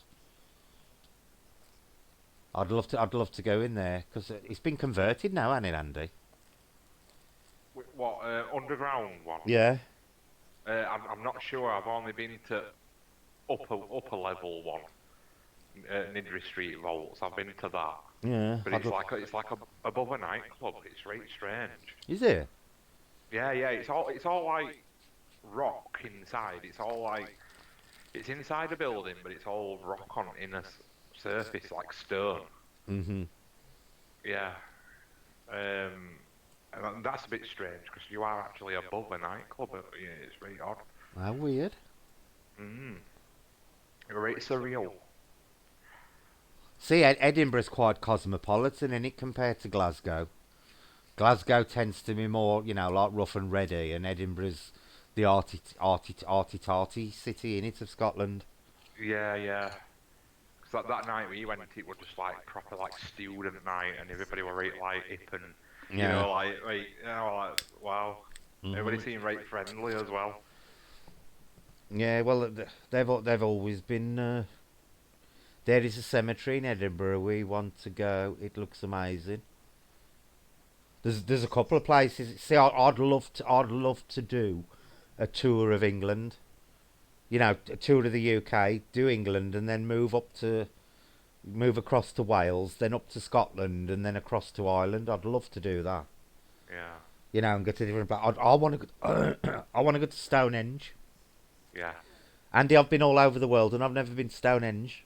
And every year I keep saying, I'm going to save up, rent the money, and go down to Stonehenge for the day just to go.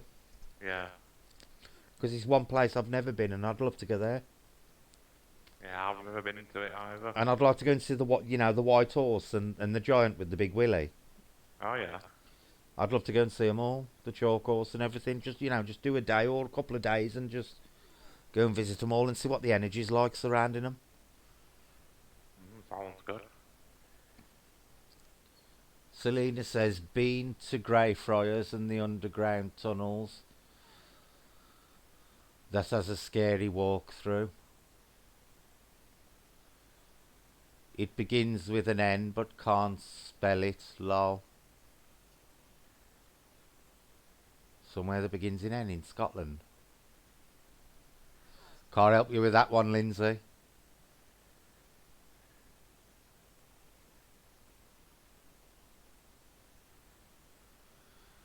They are not individuals, though. They are a conjoined monster that alienates everything. Oi, sheep, shagalol. Yeah, it was Glasgow Airport. Jolter.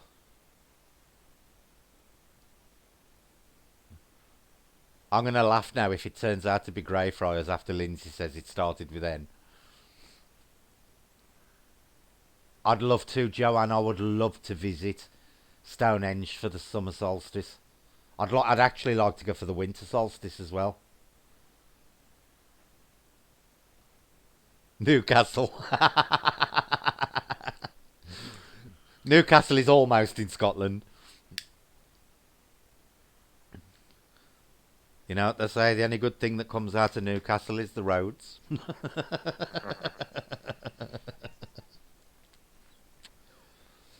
But I would if they said to me you can go to 3 places in the UK and do investigations. I'd like to go down to Stonehenge, not so much to investigate, but just to get the feel of the place. I'd like to go to Leap Castle in Ireland, Yeah. and then I'd like to go probably somewhere like the Edinburgh Dungeons. Right.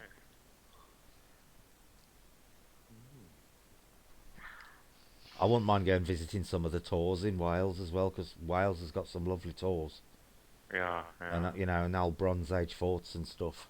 Oh, hi, yeah. Not in Scotland, lol. Oh, we'll see if Lindsay's going to find the name now. Thought it was 'cause he got his arse kicked. Geography, not my topic. Definitely ain't if you think Newcastle's in Scotland. It's about 50 miles north of us, isn't it, Andy? Uh, It's about 50 miles from here to Newcastle, isn't it? yeah. Yeah, about that. Remember around this time last year, the flights were all grounded because they were flying objects on the runway at London. Was that? I don't remember hearing about that. I think it's on about that drone that put all airplanes at standstill. I think that was this time last year, wasn't it? I don't know. Because they all started taking piss out of me after I crashed that drone into that tree. They were like, "Wait, you that went down Heathrow, did he?" The thing is, I've got a drone, and I don't need a license for it because it's only a little drone. But if you get one Yeah. of the bigger ones, you have to you Yeah, have to you go got to to drone. register 'em, haven't you? You have to go to Yeah. drone school now. Yeah.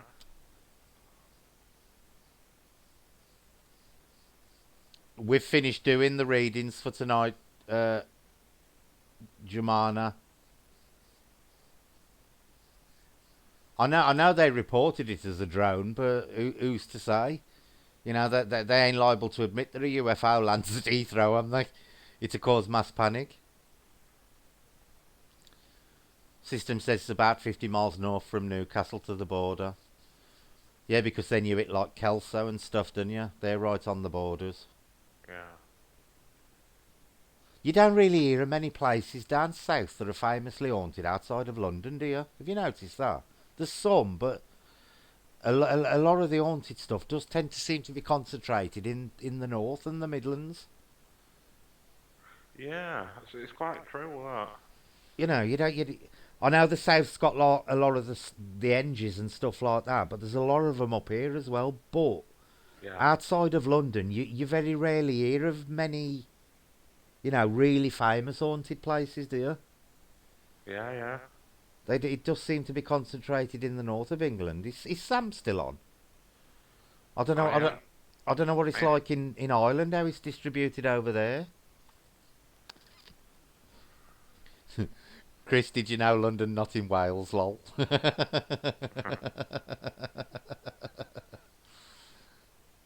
Okay, it's Glasgow and not Edinburgh. You're on the wrong side of Scotland, Lindsay.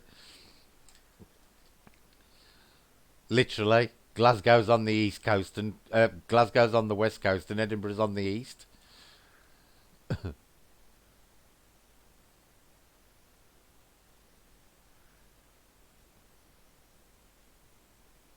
And Glasgow starts with a G.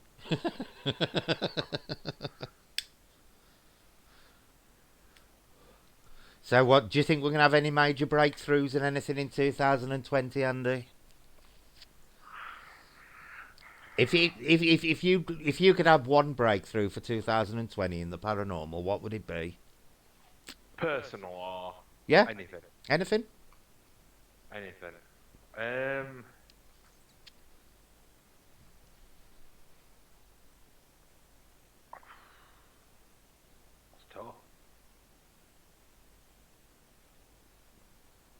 tough one.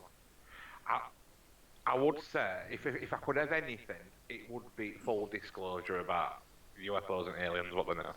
Hmm. I would love that to come to light. Like finally, here you go.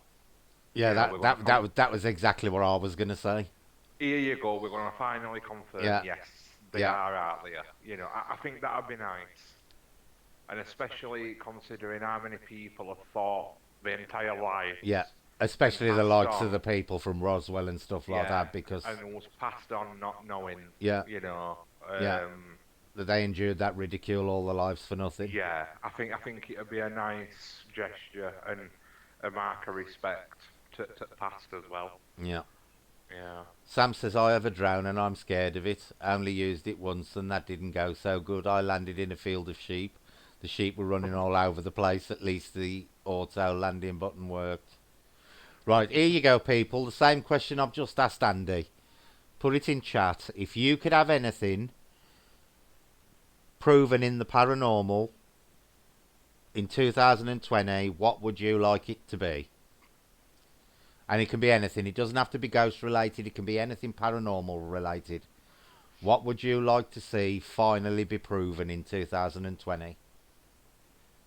Not that it'll probably happen, but it'll be interesting to see what you'd like. Let's see what they come out with. Mm.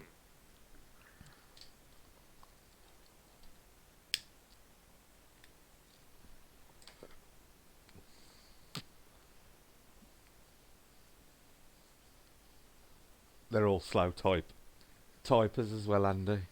Right, Sam says I would love to see someone cracking audio communication outside Spirit Box. That's an interesting one, Sam. Yeah. Because if you could crack Spirit Box, then you could prove all sorts of things then.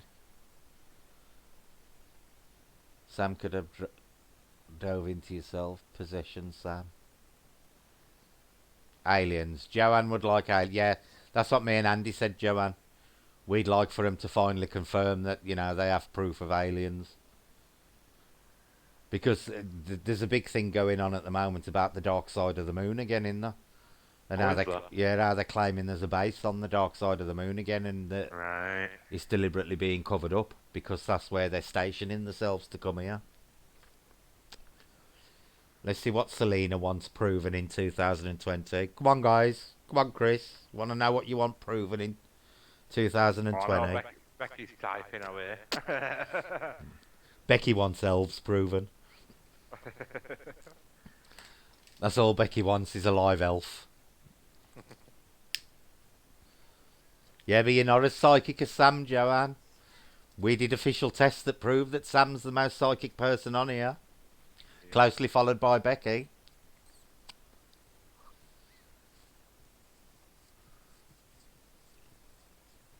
We'll have to do one of them again.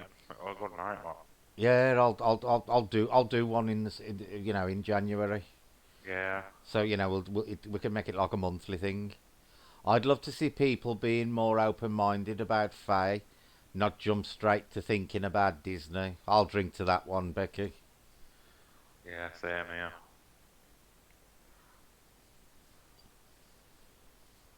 Right, we You just know, if people wanted to have an opinion that's on the negative side, at least go and actually research it first. Yeah, exactly. And see where it comes from and how old it is and ancient. Yeah. And, that'd be like me walking into like a brain surgeon's office and taking the piss out of what he did without, knowing a thing about what brain surgeons did. Exactly. A breakthrough would be for Steve Huff to give up YouTube, lol. I think that's one breakthrough we'll all like, but will never happen. Did you see Rose's live stream on Christmas Eve when she was set with them fairy lights round her head? No. I go see No, I missed that one. Yeah, she was sat with fairy lights. I says, get them on your head. I says, get Kevin to sit behind you rubbing his fingers together. I says, and then you make like silly noises like your Steve Buff's new Wonderbox. And she was doing it. Oh, I'm gonna have to go back and find that one if it's still got it up. She were talking like in an Elvis voice, going, "I'm Elvis." She were going. It was that good. Selena, proven I will be a millionaire. Lol, now money doesn't bring health or happiness. Now, but it bloody well helps, Selena.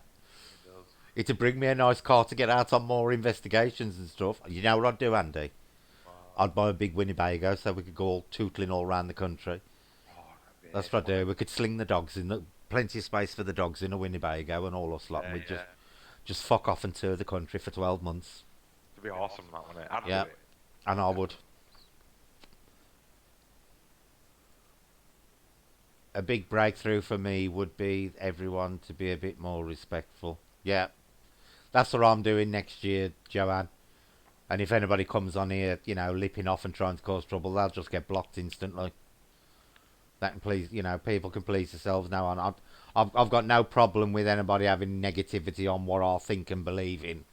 But one thing I won't tolerate on here is personal attacks against me or anybody in this channel, be they on the panel or in chat. It will simply not be tolerated.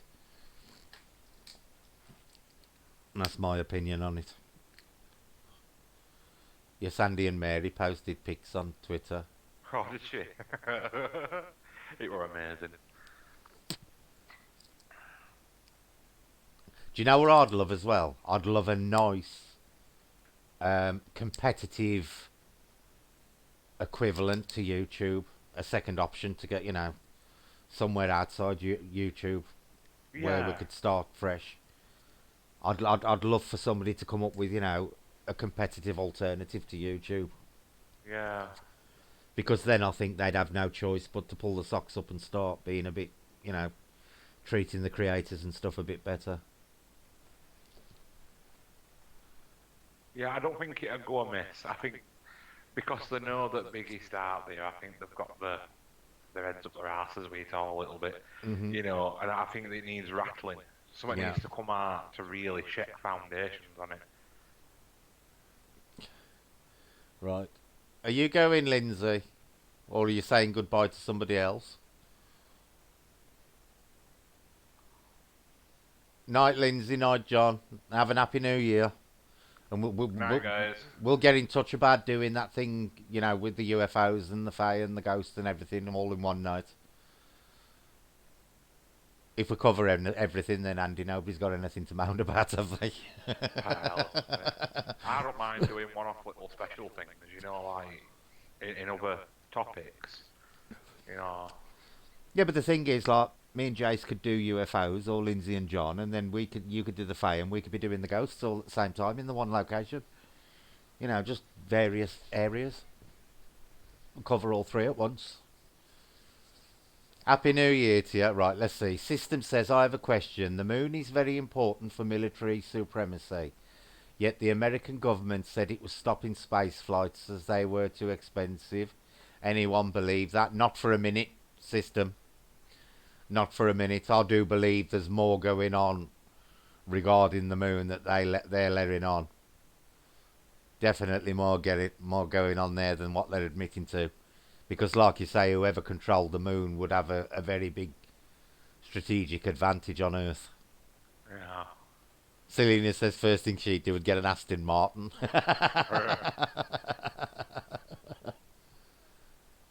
Chris wants to see a breakthrough in telepathy. Well, that'd be an interesting one, Chris. But would you want somebody looking into your head and reading all your dirty thoughts? I wouldn't.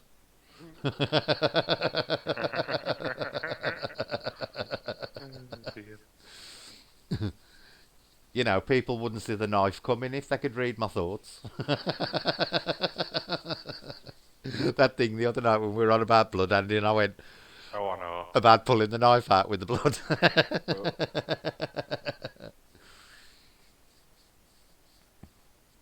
Oh, I agree, Selena. And as far as I'm concerned now, people can do what they want. They can come on my channel, and I've never stopped anybody coming on here and having an alternative opinion to me because 9 times out of 10, whoever I've got on the panel, we all disagree on things anyway.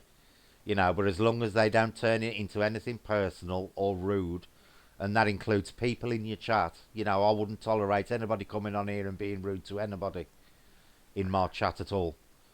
You know, it don't just extend to me and who's ever's on the panel that night. It's everybody on that, you know, who's in the stream. These people should be banned. Yeah, I agree. They should be banned for a month. What they say about the atmosphere when outside it, you need hardly any fuel. Yeah, because because of no gravity, once you push something, it carries on, doesn't it? NASA have made a right mess of space with all that junk they've put up there. Well, yeah, in lower orbit they have, Joanne. Hi, Alicia. You can't move in lower orbit now for satellites and stuff. And the thing is, a lot of the GPS satellites are now decaying, ain't they, Andy? Are they? Yeah. So, you know, they're going to need to replace all the GPS systems soon because apparently the shelf life of them's coming to an end. Oh. Everyone would have a picture of a pebble on a beach on their phone screen to help them bloke their thoughts.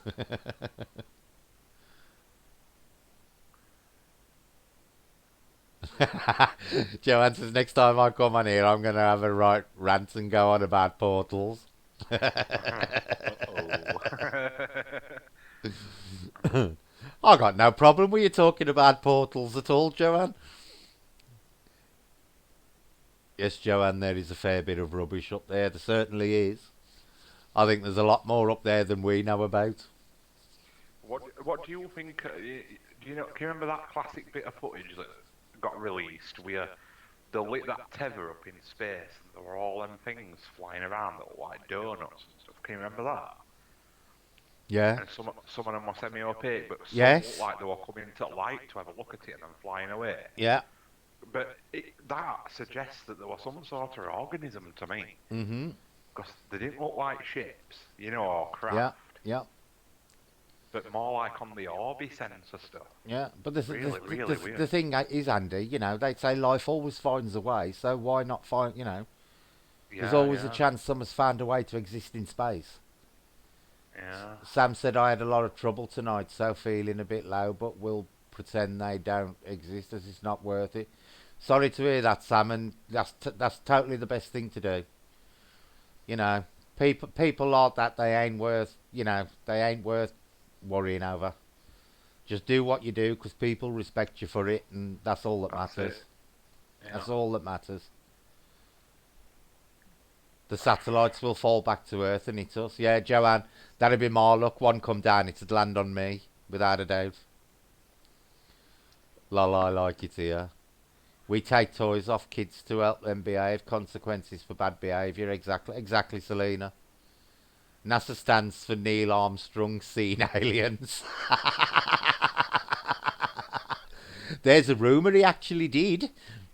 Also stands for not another sighting again, lol.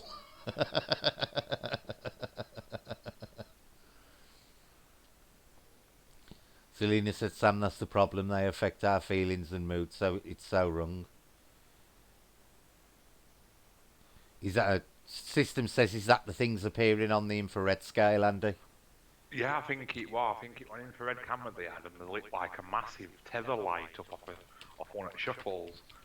And there were all these there were thousands of them just flying out. I mean, varying degrees of depth as well. I thought it was real. If it were real. Yeah. You know? It does make you wonder what's out there because, you know, you've got all that space. Surely there's some kind of life form that's developed that, you know, could feed on space radiation and stuff.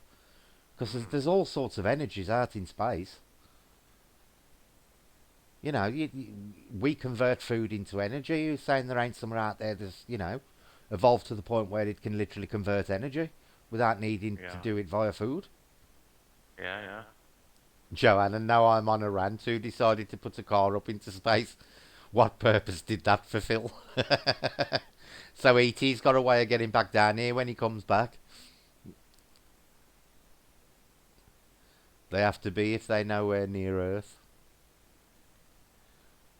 The thing is, that car that he's put up there, eventually its orbit's going to decay, innit? I don't believe it's up there. Don't you? Now, 'cause apparently there were a massive glitch that showed green screen when they were airing it. Really? Yeah. Yeah, you can find it. Yeah. I'll have to look at that. See, Yeah, because the thing with that Andy is, they sent that car up there. It's got no, as far as I'm aware, it's got no rockets or anything fitted to it. yeah. So they've got absolutely no control over where that thing is going to land. Where it's gonna, yeah, go and land. Yeah. You know, and I ain't being funny. If a car lands on a major city, even some of car size would cause a hell of a lot of damage. Of course it would. At that trajectory and distance, definitely. Even something it burning up, atmosphere as it's coming in, it's still gonna be a decent size, isn't it? Yeah, so I'm just replying to Alicia. I mean, some bloody craters at a small meteor, and like Yeah, that they can make a massive size thing that you find. yeah. Yeah. Must be a Ford Galaxy, lol. Mhm. Maybe they are cool and sound must be the distance from Earth. They always complain about it. It's just chilling in the dark matter where gases explode and stuff, lol. But that's another thing, You don't know you don't know what's developed via antimatter, do you? We're all based on matter. Who's saying antimatter ain't followed similar Yeah. paths? Yeah. Putting a car up there being driven by a dummy listening to David Bowie. No petrol stations up there. It's a long way to walk with your jerry can. But the thing is, Andy, looking at it that way, where they've got no control over that thing, and it's a known fact that if you put somewhere in orbit, eventually that orbit does decay. Yeah. So at some point that bloody thing is going to come back down, and so maybe it was all a publicity stunt. I'm going to have to look that up about the green screen thing. Yeah. Yeah. I've seen it on a few, like videos of people talking about it. You see, this is another thing, They said man went to the moon in 1969, um, and they built Alice telescope and stuff. Why didn't they build one and take one to the moon and stick it on the dark side of the moon? So, you've got no worry about Earth's atmosphere or anything, because you're Yeah. so farther from the moon, from the dark side of the moon. Surely that would have been an ideal place to go and stick one. Yeah. Are they worried what we might see on there if the telescope swings round? Well, this is it, isn't it? It's those cheap, dodgy GPS systems. Turn left at the Milky Way, lol.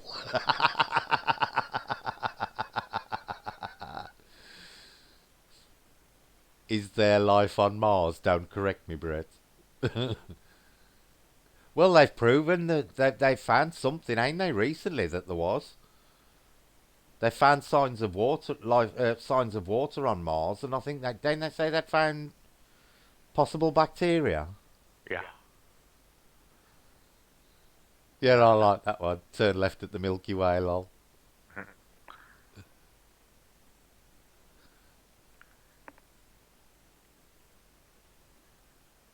Yeah, you're welcome to chat, Alicia. We're just having a general chat now. We've gone through most of the paranormal subjects. I think we're on to conspiracy theories and space now. If a big asteroid is heading for us, I'm jumping in a portal. I'm grabbing Jay and everybody I love and jumping into one. None of us need to worry about coming back then. See, it was the thing about, I just couldn't leave him behind. It weren't the jumping through the portal bit, it was the living with it after. I wouldn't want to. I wouldn't want to go on living knowing that he died and I hadn't. I just couldn't. See, that's another thing that makes you wonder, Joanne. They've got all this deep space tracking now. Do they know if anything's coming towards us? And have they got any sort of measures to prevent it? Because if you think about it, now they've wound down the shuttle program, Andy. What have they got in place that is in any way going to help us if anything starts hurtling towards Earth? I don't know. So I mean, you hear about it every so many years about, oh, something just missed us. Yeah. You know, you hear about it, don't you? And you're like, seriously? You know, well, You know, you've only got to look at the surface of the moon to see how many times it's hit a small moon. And then you look at look at the size of the Earth, and there's actually craters all over the Earth. You know, they finally found the one that wiped out the dinosaurs in the Bay of Mexico, didn't they? I don't know. Yeah, and apparently it hit the one place on Earth. It was the worst place to hit because it was shallow. You know, if it had hit further across and gone into the deep Pacific, Yeah, it would have been better. Into the deep Atlantic, it would have been better. Apparently, it was right. because it went into the shallow part of the Pacific. Thank you. I try to keep my feet and mind well and truly grounded if possible.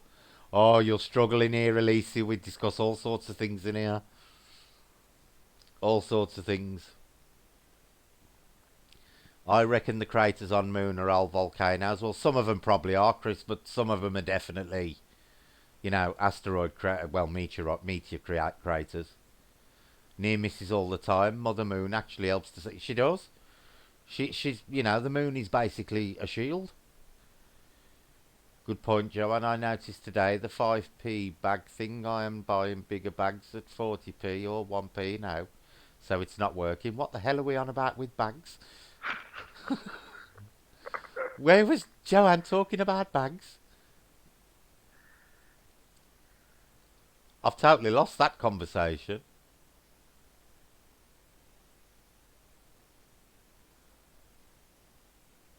And Joanne and Selena obviously know what they're talking about. It must be a woman thing. And bags.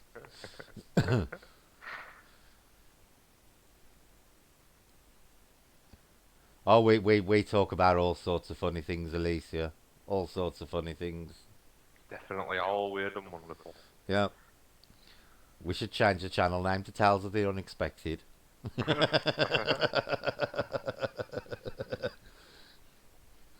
Yeah, volcanoes are interesting, Selena, until you're standing next to one when it erupts.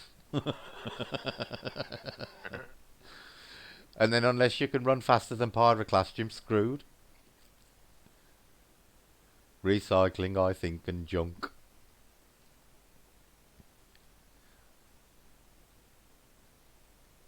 It's a Ouija thing above. Okay, whatever a Ouija thing is. What's a Ouija? Dare I ask? What's a Ouija, Andy? Have you ever heard the I've term? got no idea. Volcanoes create land. I thought that was insane. Yeah. Mind you, so does the tectonic plate shifting. That creates new land as well and gets rid of others. A Ouija thing is a slang from Glasgow referring to people from Glasgow. Oh, right, okay.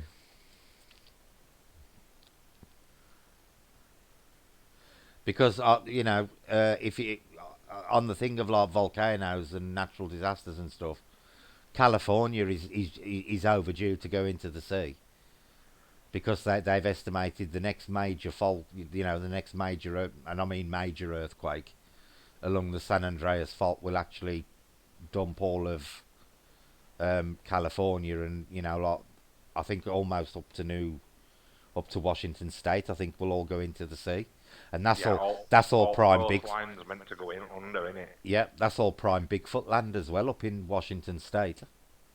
Yeah. And people have actually been paying prime prices for land on the opposite side of the San Andreas fault Really? because when it goes under it, they'll have all the beachfront property.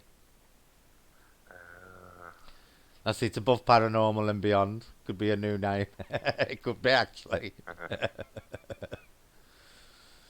But yeah, apparently from what because obviously they know when the big ones occurred. yeah. Apparently it could happen any time now. It's Yeah, behind it's schedule. apparently it's overdue. Yes, overdue. It's behind schedule. I think it.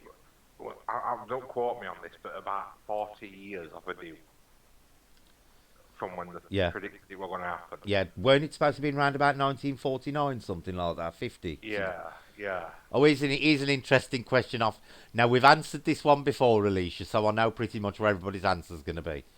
So, do you believe the Earth is round or flat? I personally believe it's spherical. Andy? I believe it's mm, slightly rounded, but not fully. Andy thinks it's like a rugby ball. But apparently the Earth isn't perfectly spherical anyway, is it? Apparently not. No, well, it can't because of land, can it? And the Yeah, way. but apparently it ain't it ain't a perfect sphere. It's compressed at the top and bottom in it. Yeah. I think the British Isles could sink if a major disaster happened. I actually watched a program, Joanne, on what would happen when the Yosemite caldera finally blows, and it's absolutely terrifying what'll go on. Absolutely terrifying. For the first bit, apparently the oceans will recede from the UK, and for 2 years we'll be able to walk across from France, and then after that, all the seas will come rushing back in, and pretty much the whole of Europe will be gone. It won't just be us; the entire Europe will be gone. The only places surviving will be a couple of places in Central America, and they will be that irradiated because the Earth's atmosphere and everything will have gone. You know, they'll all be fried anyway. It will literally be an extinction event, the sixth one. No, Mm. I definitely don't believe in the flat Earth, Alicia. We had a couple of flat earthers in here a couple of weeks ago, and we had quite an interesting discussion with them. But to me, I think it's just too much. It would have to be too much of a massive worldwide conspiracy for something that I can't really see a benefit being gained from. I really can't understand why every nation in the world and companies and all sorts would all help perpetuate a flat Earth. A spherical Earth when it was actually flat. I can't see what the benefit to anybody would be. Can you think of one, Andy? Only in respect of what we talked about that night is if it was simulated Yeah, and they fully were aware, the powers that be with us at the yeah. top were fully aware it was fully simulated, then to lie about So it'd be the like the shape, Truman Show. yeah, the shape knocking on effect of space and what's out there Yeah, would have to be a mass scale thing. And only reason it would be pure flat is if it was, for me, the only one it comes back down to is if it was simulated and confined, yeah. you know. It's the only answer. Right. So he's a pleasant question off Joel to being that we're coming towards the new year. Okay, let's bet what's gonna wipe us out, asteroid or volcano. I personally think it will be the volcano at the caldera under Yosemite that does it. I think that will actually blow long before we get it by an asteroid. Andy? I think it'd be more Earth-based as well, because it seems to like trying to do it. Yeah. Yeah. I think it'll be volcano. It'll be the caldera under Yosemite because that again that's somewhere else that could go at any time. Yes, Joanne, I believe that is one of the reasons that they're desperate to get off the planet. And I honestly do think that they've probably got with things like the San Andreas fault and Yosemite. I think they've probably got a more um, accurate time scale than what they're admitting to at the moment. Because they're saying, oh, it could happen now, it could happen in 100 years. I think they know that it's going to reach a certain point where it's going to happen. What do you think on that, Andy? Oof, I don't know. Like Sam said, it's really cheery. Yeah, I know, Sam. I did say it was a cheery thought.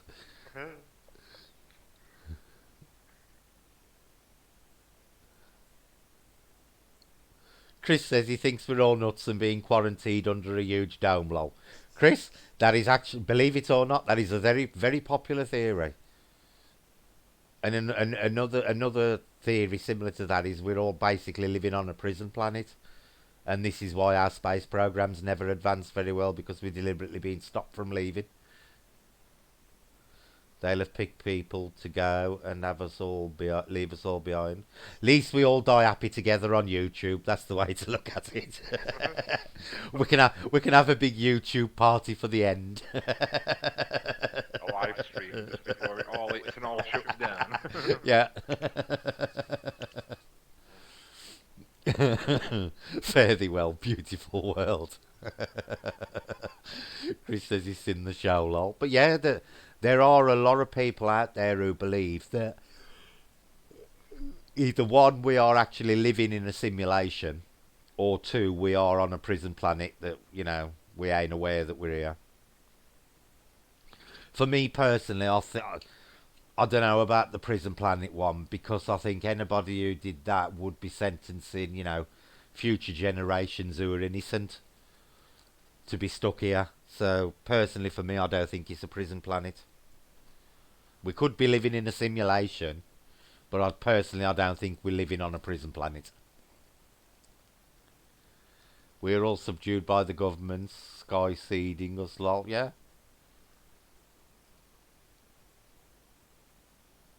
Water Selena, I hope not. But I think we're going to disappear underwater. Well, if global warming... Well, the thing is, Selena, I think since the last ice age, the oceans have risen 400 feet. And we're still not fully out. But see, a lot of people don't realise, Andy, we're still not actually out the ice age. We're still in one. Right. We are still technically still in the ice age. It hasn't finished yet.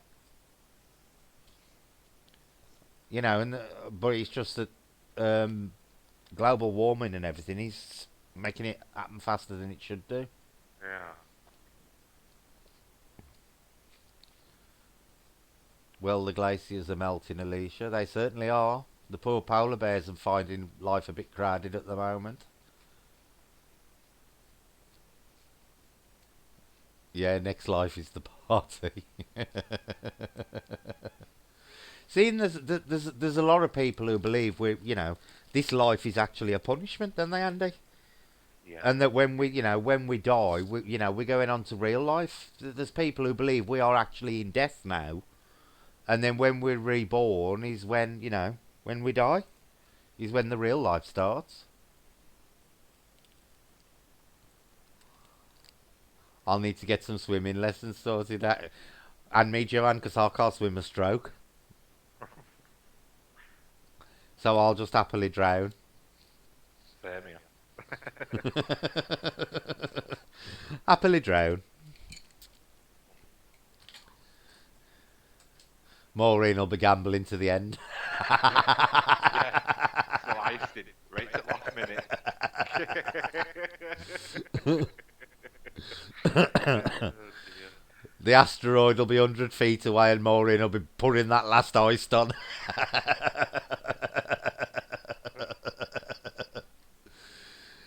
Last words out of Sammy. Oh, fuck. Yeah. Turty turd. When Sam was on the stream the other night, I was trying to think of ways to get Sam to say 33rd. Next time he's on, I'm just going to ask her to say it because I love to hear her say it. Yeah, I do as well. Now just tilt the flat earth and run the water off, lol.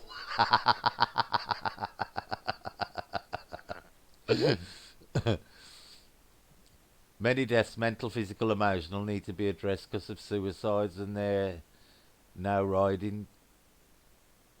Yeah, there is no. We don't know. That's the entire point. That is why everybody's trying to prove it. That's a good point, Selena. Is this life an education for our next life? See, I personally believe that we do reincarnate, and I do believe that we come here to learn certain lessons in life. But that's my personal belief. And then I think once we reach a stage where we've learned what we need to learn, we don't come back again. What's your thoughts on that, Andy?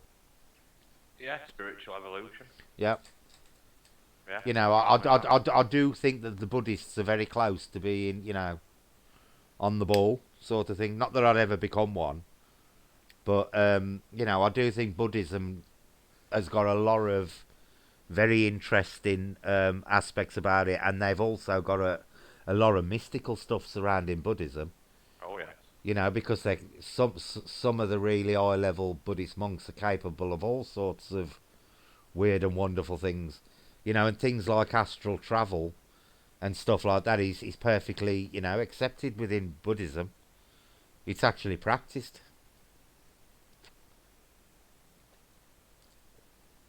Come back as a fish just in case, lol.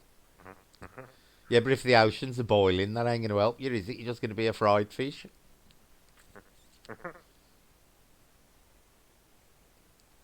I suppose it's a possibility, but then many things are. Exactly, Alicia. You know, I've always said nobody can prove what happens with life after death until the point you actually die. And then you'll either find out there's somewhere else or you'll be oblivious anyway. One or the other. Yes, but what do the poor suffering animals learn now? It doesn't make sense. Um, well, a turkey learns it's probably not a good idea to be hanging around the farm on Christmas. Um, I don't know, really. What do you think, Andy? See, I believe that we you know we don't start off as human. I think we come back in all form. You know, I think we start off in lower forms and work our way up. Yeah. That's what I think. I think, you know, I think we learn the nature, you know, like the real brutal side of nature first, as you know, little prey things and stuff like that. Can you just talk a sec while I talk to Jace? Yeah, yeah, yeah. Stop.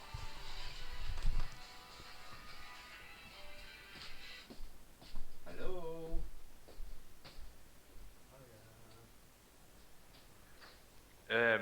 I was thinking, I was talking about like sort of natural disasters as well, but I'm going back to the like the end kind of thing here. But you know, there's always a chance as well, like some sort of viral, you know, thing that knocks us out, isn't there? You know, like government releasing some dodgy, bloody strain of chemical warfare that could absolutely obliterate most of the world as well.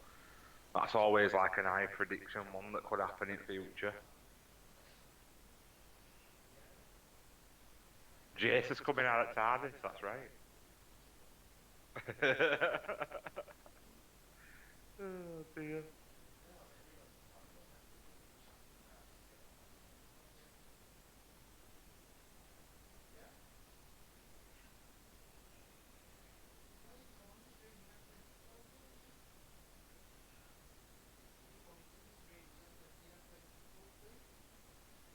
I think Jason used to come into the stream, didn't he?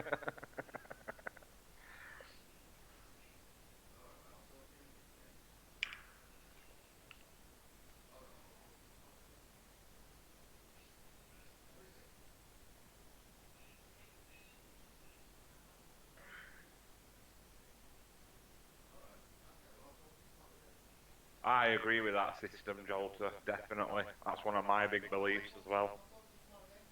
We can only tolerate so much abuse.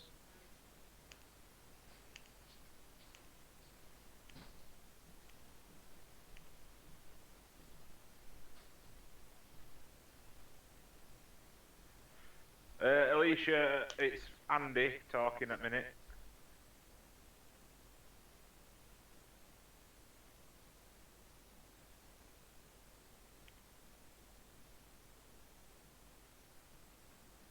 Yeah, Joanne, yeah, I've read about that as well. But I'm all for natural antibiotics, me. You know, in form of garlic and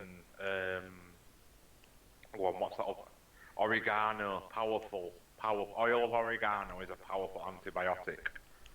If I get like a bit of an infection or out, I take a week's worth of them capsules and it sorts it right out. I'm not saying it's for everybody, you know, it's a bit holistic on that, you know, but that's what I always do.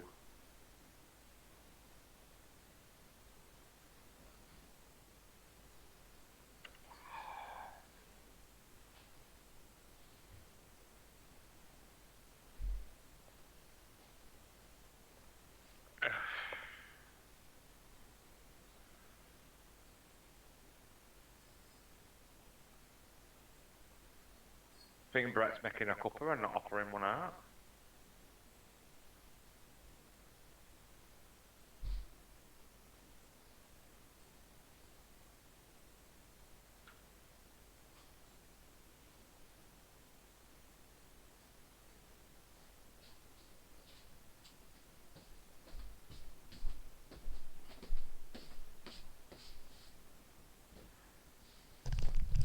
Yeah, Joanne, if you look up natural antibiotics, it gives you a list of all, stuff that you can take.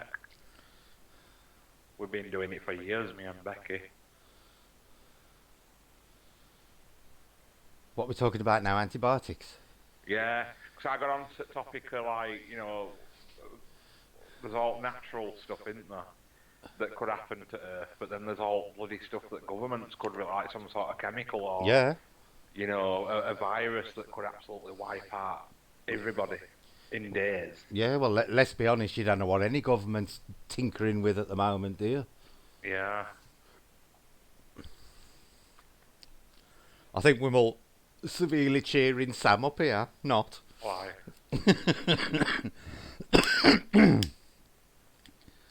But, yeah, he's...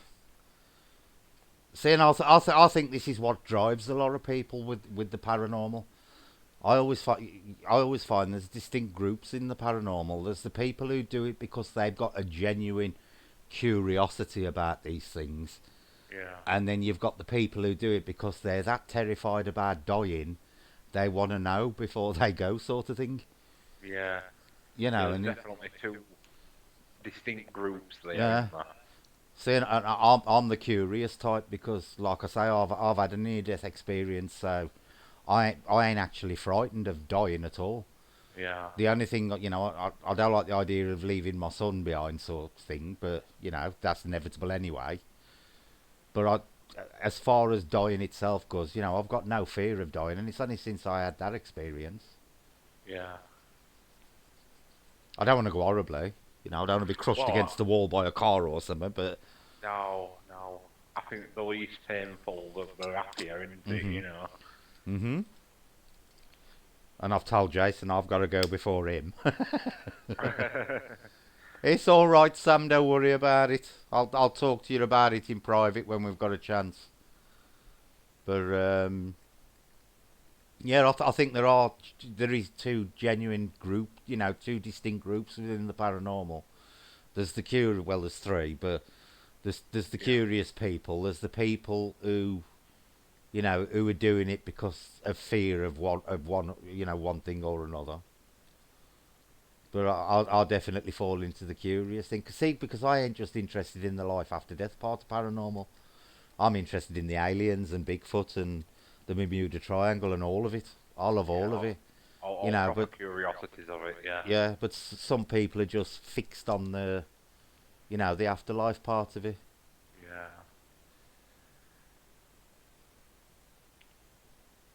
Sam is a very good person. Sam does an awful lot for this community. It's a shame there ain't a lot more like Sam out there who approach it in the down-to-earth way that she does. Agreed. Because I think the community would be a hell of a lot better if we'd got a lot more Sams in it. I really do.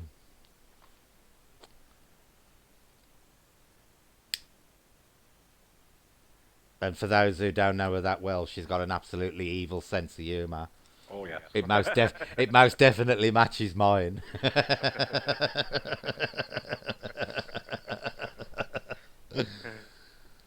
My mum wanted to go to medical science. I couldn't sign the papers. See, I am actually on my drive. I'm registered on my driving license as a downer, but I'm a smoker. My lungs are no good to anybody. They could probably have my kidneys because I ain't a big drinker, and my liver would be okay. Where do you visit you in a pickle jar? No way. Actually, my one of my brothers is actually in a pickle jar somewhere. Really? Yeah, my mum consented to let him do it.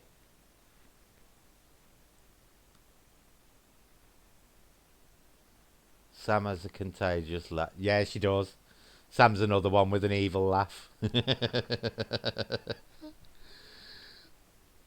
And once Sam starts laughing and she can't stop laughing, it's hilarious. Absolutely hilarious. I once wanted to freeze my mum's head in and defrost it when I needed her. We were talking about this the other night with Walt Disney because Walt Disney, yeah. his head's in cryogenics, but they've got not only have they got to find a cure for his cancer, they've also got to find a cure for joining an head back onto her body. God, can you imagine? But they have, ain't they, Andy? If you think about it, why didn't he have his whole body froze? He weren't like he could. It's going to be on one of them weird power systems with spider Yeah. legs, and it's just going to walk around Yeah. through his head talking to people. Yeah, he did. I don't know if you saw it earlier on, Andy. Life After Life got harassed in a churchyard by some bloody bloke while he was trying to do the second part of his stream. All right. Oh, and he got really nasty, this bloke. He did actually get quite threatening at one point because Philip said something like, the dead don't mind us being in here or something like that, and he went, that's because the dead can't come and punch you in the head like I can. He said something like that to him, and I thought, Jesus. Really? Yeah, he was a right nasty piece of work. All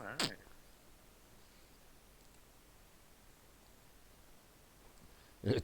Joan says, it's okay, Chris, I just depressed Sam with all the disaster talk. This is how zombies get made. Not to mention the freezer burn, lol. See, there's got to be something they do during the cryogenic process to stop freezer burn, ain't they? Well, it's got to. Oh, yeah.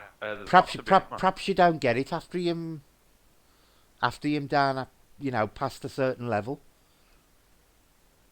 Because what is ain't liquid nitrogen something like minus 290 odd degrees or something like that? It's strong, isn't it? It's strong stuff. So maybe once you get down to them sub-zero temperatures, freezer burn don't occur. Yeah. Well, there's got to be something to it because they're all ice mummification that you get. Mm-hmm.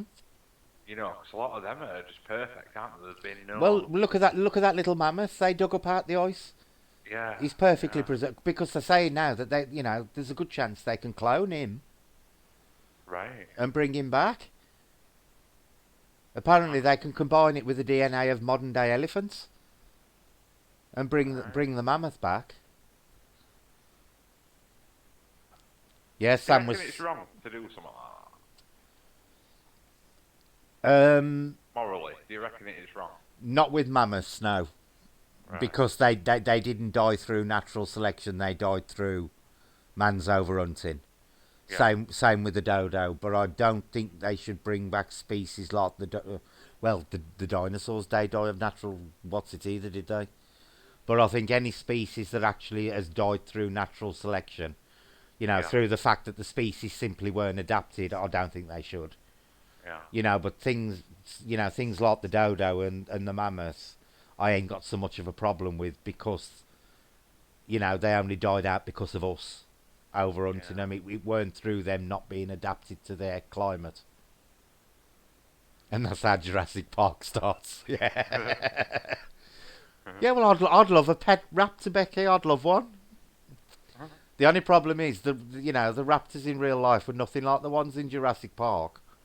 They were a lot smaller for a start off. Yeah.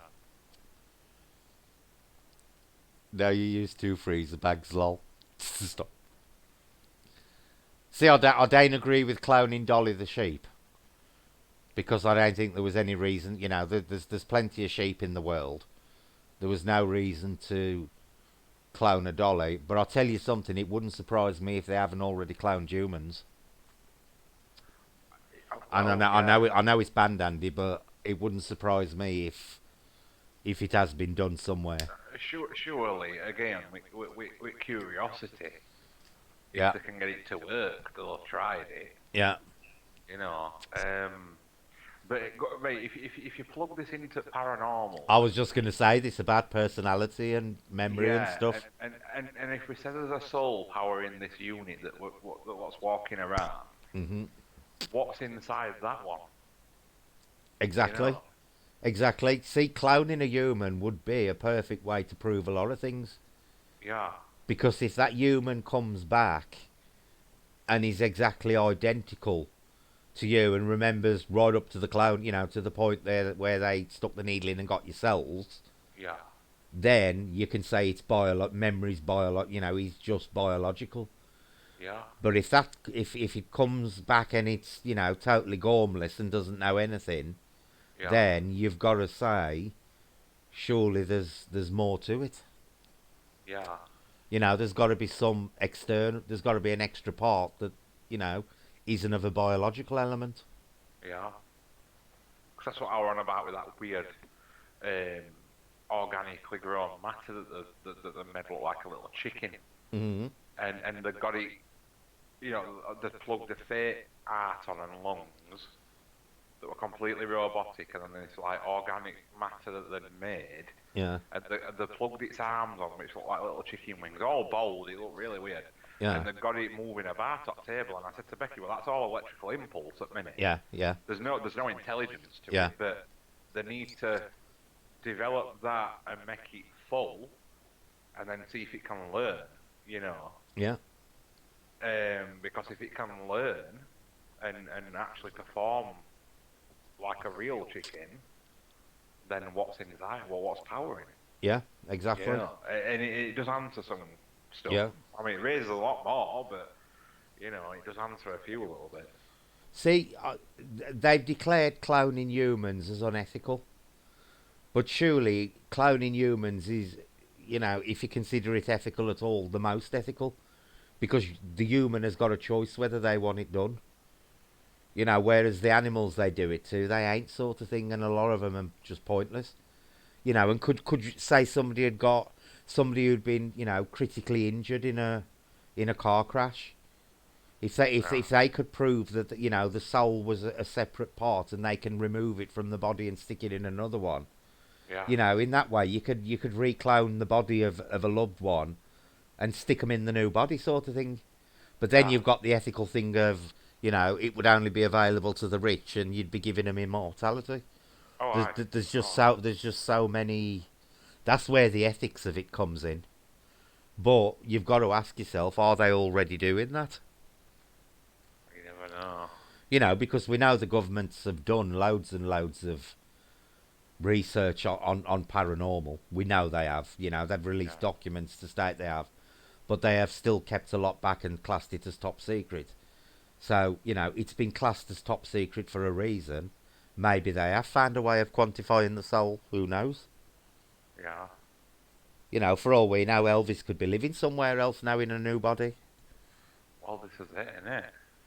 And it would then become an ethical issue where the poor were dying off and the super rich would be immortal. And that's where the ethics and morality of it comes in.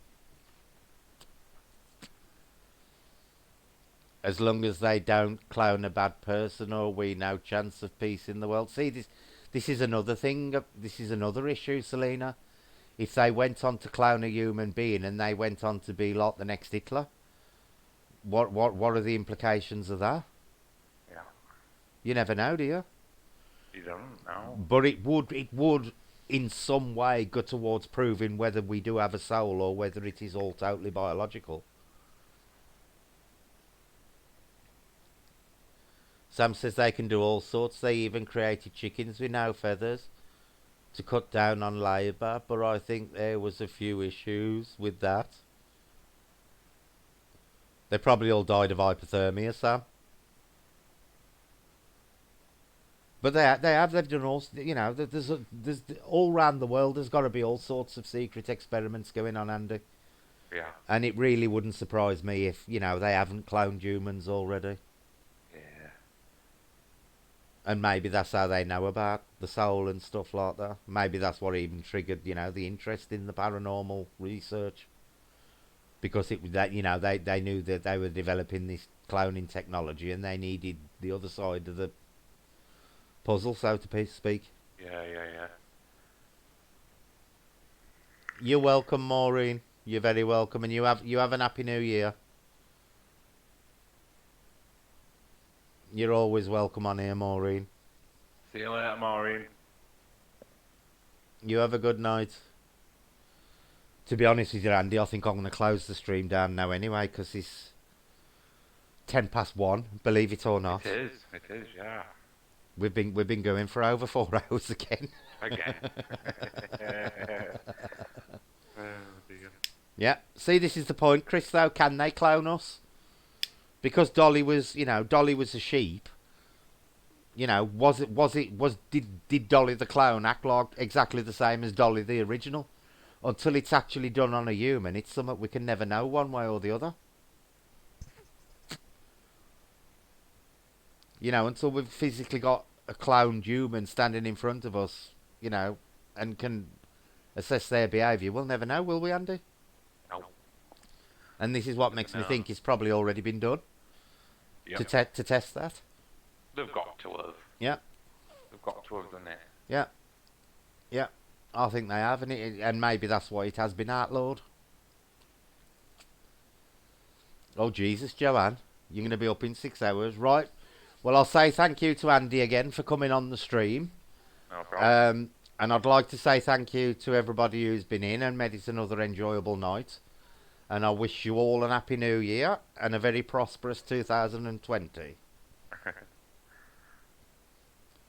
At this point, Andy, it's your turn. Is it? Well, I was thinking if cards are out to go by tonight, people are going to have a prosperous new year. As long as Selena remembers me at the end of it. That's it. Yeah, cheers everybody, and everybody have a good night. Yeah. Have a very happy new year, everybody, and we will see you in 2020. Have a good night, all.